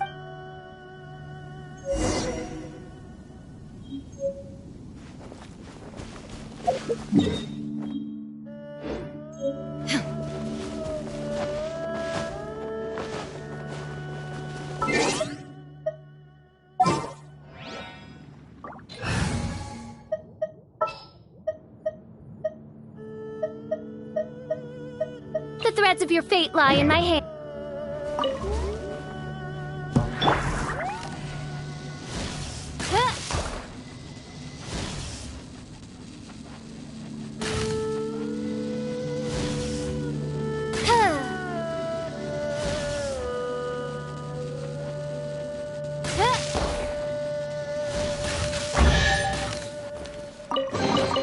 What trinkets lie veiled within this desolate plain?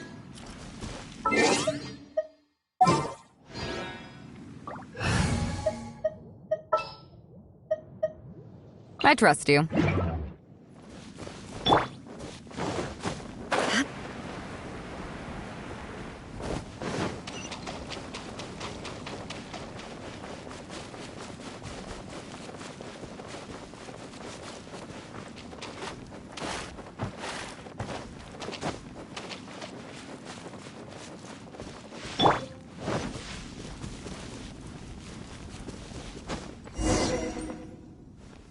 Well, this is it. Oh, boys, it's time for your first job. Give this check to the old lady who lives in that wooden hut. Tell her it's a welfare payment from the Liyue Ministry of Civil Affairs. Yes, boss! What's up?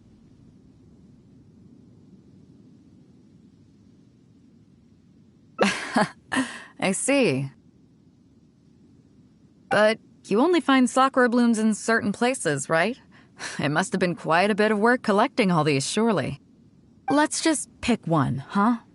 One's enough to... You've already helped me out so much today. Okay, off you go then. Take her the sakura bloom along with the check. And if she asks, tell her, your child in a faraway land sends his best wishes.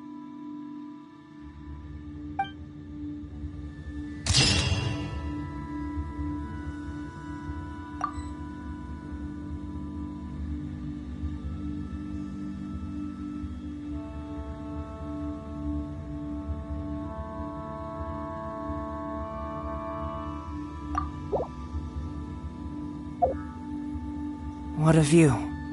How about...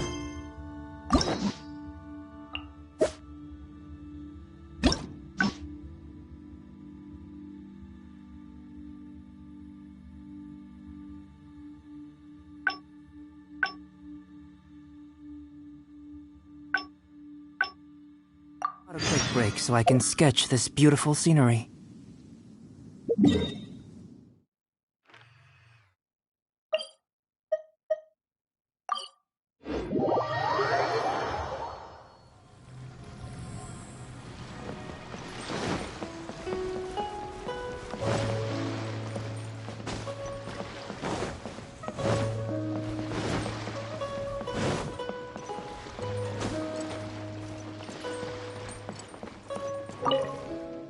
So after we dropped you off in Rito, we found a shipwreck nearby. Probably belonged to Inazuman pirates.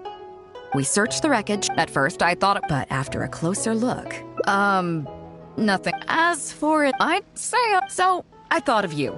Nobody can beat you when it comes to treasure hunt. Is that right? Here's the map. See what...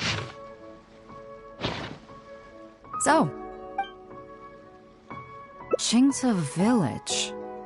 I don't see the resemblance at all. How'd you come to that conclusion?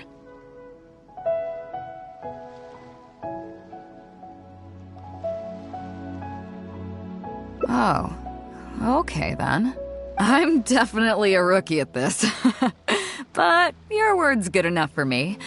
Time for a trip to Chingsa. You're coming with me, of course. I'll need you to help me zero in on the specific location once we're there.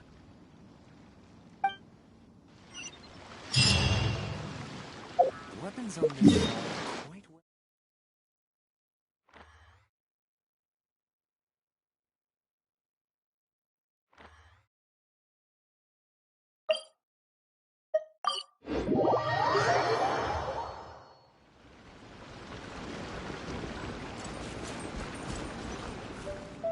Ah, Beidou! Wow, and the traveler! My goodness, what's the occasion? Just here to visit us old folks once again?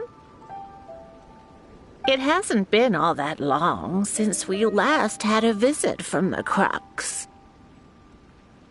But I'm glad you picked today. You're just the people I need. These two young rascals... They've been arguing with each other non-stop about some petty nonsense or other. I'm too old to get through to them. They won't... Rest assured, Granny Zhuoshin. Whatever the situation is, the Traveler and I will take care of it.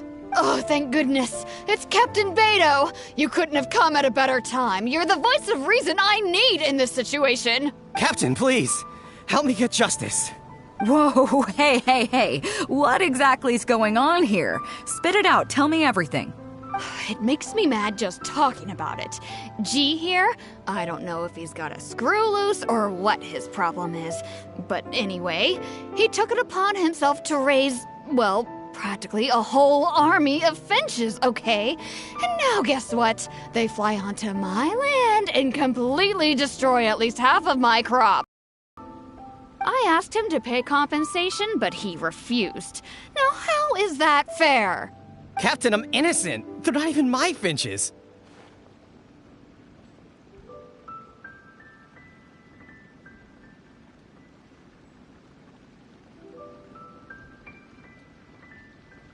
I just thought they looked kinda cute, you know, so I fed them a couple of times. They're wild birds, though.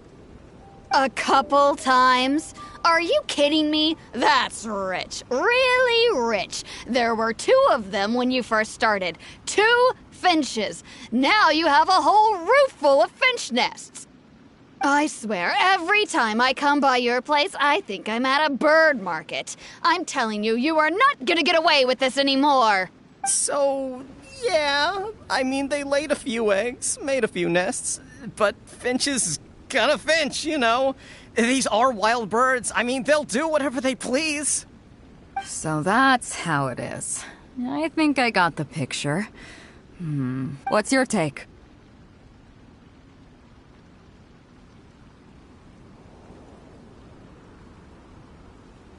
Yeah, you have a point. Gee, let's say I'm interested in buying these finches off you. What would you say to that? Are you serious, Captain? Oh, that would be great. Honestly, with all this trouble they've been causing me lately, they've become a bit of a burden. So if you're happy to take them off my hands, that would be perfect. All right, deal. My only condition is, you have to use some of the money to compensate Wenjing for her losses.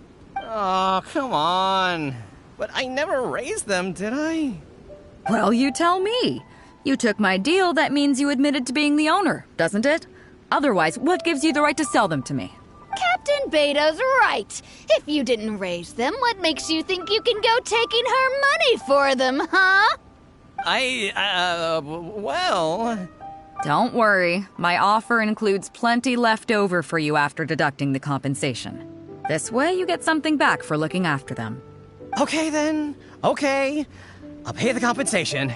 I hope you 2 are very grateful indeed to Beidou.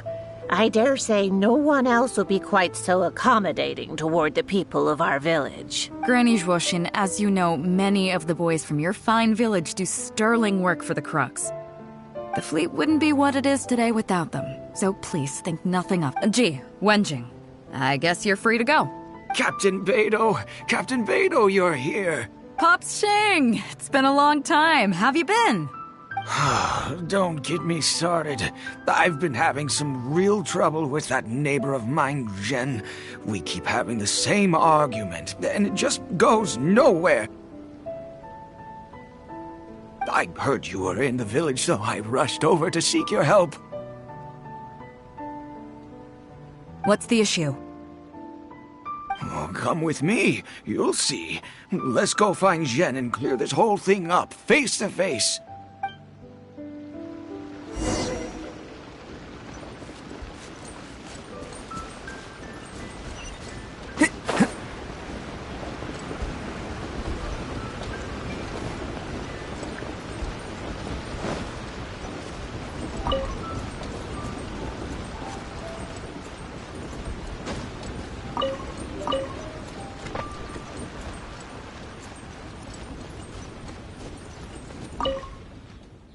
Captain Beidou, you're here. I heard that you and Pops Shing had a little misunderstanding. So, what's up? Tell me about it. Jen planted a tree on his property a few years back. I had no issue with it at the time. It's just a tree. But a few years on, it's grown taller than the roof of my house. Every morning when I get up and open the window, I just want to feel the sun on my face, but I'm greeted instead by the looming shadow of my neighbor's tree. It really affects my mood. I asked Jen to cut it down so I could get some sunlight back on my property.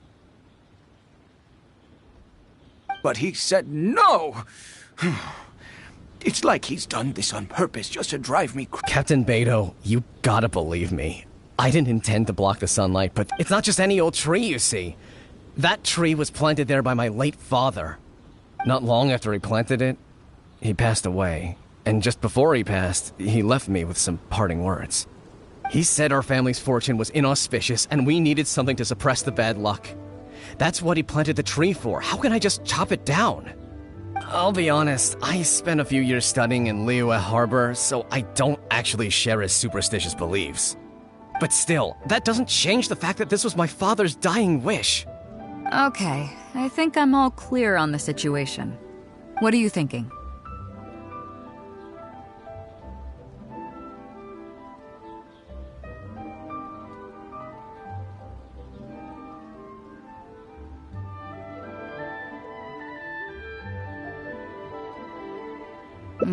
I was thinking along the same lines as you.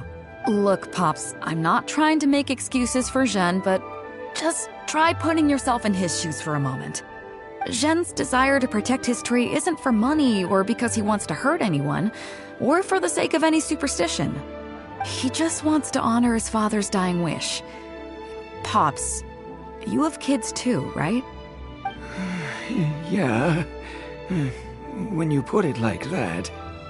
Pops, if you can agree to it, I'll have a word with Granny Zhuoxin and see about getting you some money from the relief fund as compensation for having your sunlight blocked. As for the tree... that sounds good to me. Whatever you think, Captain Beidou. The tree can stay. Some compensation would make me feel much better about the whole thing. Thank you, Captain Beidou. And thank you for understanding Pop's Xing. I'll make sure to trim it back when I get home to let some more light through. It'll be such a relief not to have to worry about this anymore. On a separate note, I remember the Crux last visited the village not very long ago. Is there some special reason why you're back in person so soon? Nothing all that special, just personal reasons. I'm looking for some treasure. Huh? Treasure? Wait a second. That reminds me, I saw Chongping and Defu arguing in the fields earlier. It sounded like they were both trying to lay claim to some treasure. I don't know if it's related to the one you're looking for, but anyway, they're probably still there now. Really? Okay, well, you and Pop Xing can go about your business now. I'll go see what the situation is.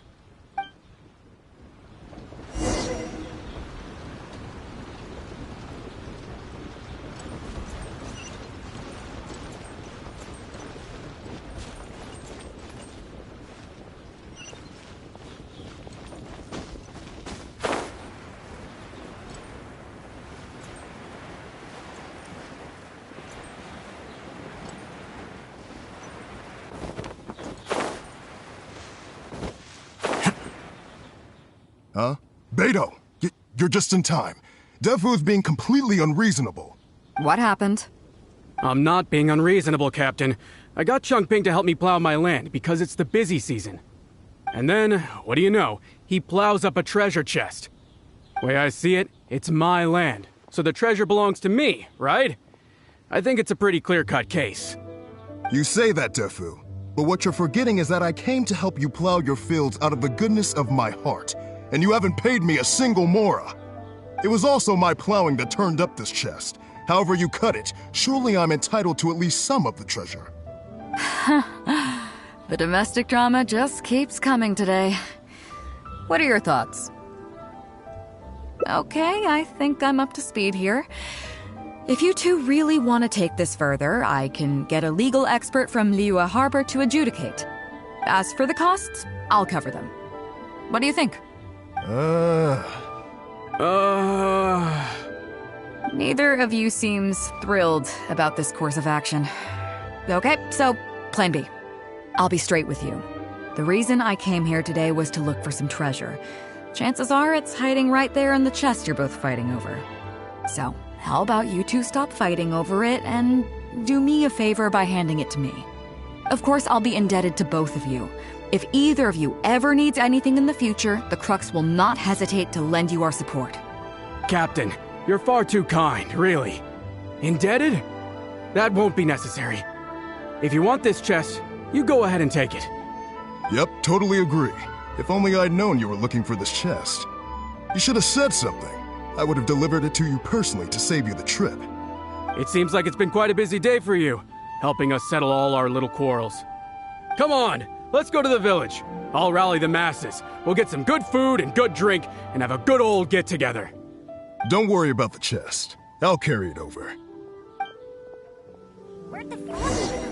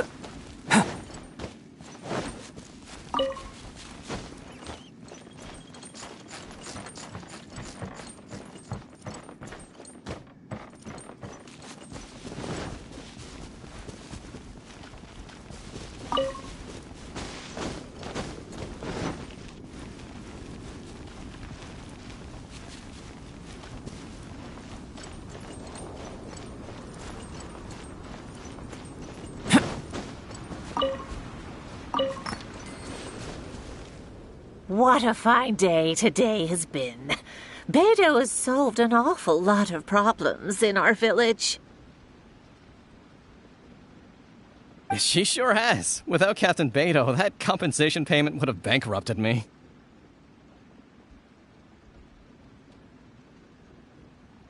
Yeah, and if it weren't for Captain Beidou, I'd still be arguing with Pops Xing. Hear, hear! We have plenty to thank Captain Beidou for, I'm sure. I propose a toast in her honor. To Captain Beidou. Cheers! I couldn't ask for more than the chance to get everyone together and drink to our heart's content.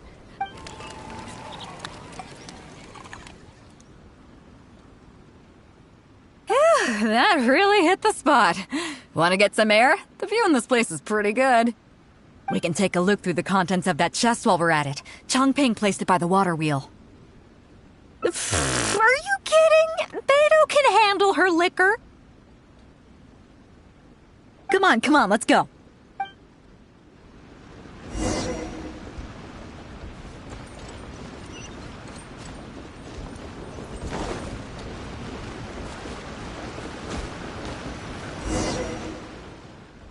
So, I've been thinking. Everyone seems to trust me enough to let me have the final word on their disputes. But don't you think some of my solutions can be a little stupid? You can laugh, I don't mind. Take Changping and Dufu's wrangling over that chest, for instance. I had no clue who it should belong to, so I just came up with this stupid idea of taking it for myself. At least that way, neither of them would feel like it was unfair. But, I mean, I'm no Ningguang. I can't make a perfect deal every time. And I'm no Yanfei either. Not all my judgment calls are going to be 100% fair and square.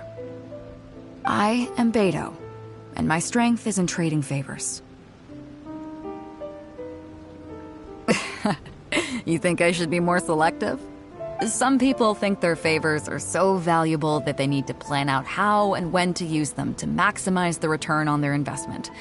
They view the favor as a bargaining chip. Others see doing favors as a burden. Not worth anything in monetary terms and prone to getting you locked in a cycle of constantly returning the favor back and forth. But the way I see it, favors are what keep people connected to one another. Over thousands of years, the people of Liyue have created bonds between each other by doing someone a favor here and asking for a favor there. This means that no individual is truly on their own out there. When someone falls down, there's an invisible net made of human connections, waiting to catch them and get them back on their feet. Over the years, I've come to owe favors to a great many people, and many other people have come to owe me one. These are the countless bonds between us, like so many fish in the sea. And I believe that if there ever comes a day when the world is overrun by monsters, Liyue's legal system collapses and the land is thrust back into an age of war, it's these bonds that will see us all through the dark days ahead, until we come out on the other side. I'm not saying that. But either way, we have a pretty firm bond between us already, don't you think? Was this wind brewed in a winery? It's making me lightheaded. I feel like I'm forgetting something. Something we were literally just talking about. Oh, yeah, the chest! Oh, I got so immersed in our conversation that I forgot all about the main event. Come on, let's open it up and see what's inside.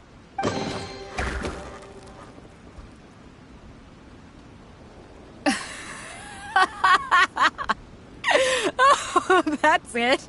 A whole lot of nothing? It's not exactly what I was looking for. But you know what? I don't care. The fun part was going on a treasure hunt with you. Come on, let's get back to the party. Tonight, we go big before we go home.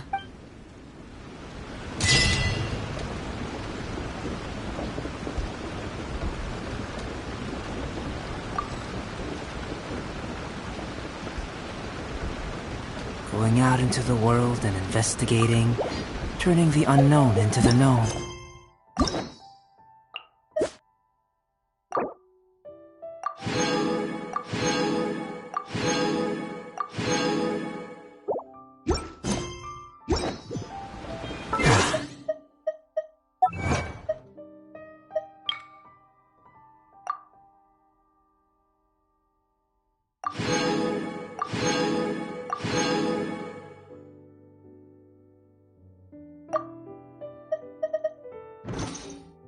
I miss this feeling.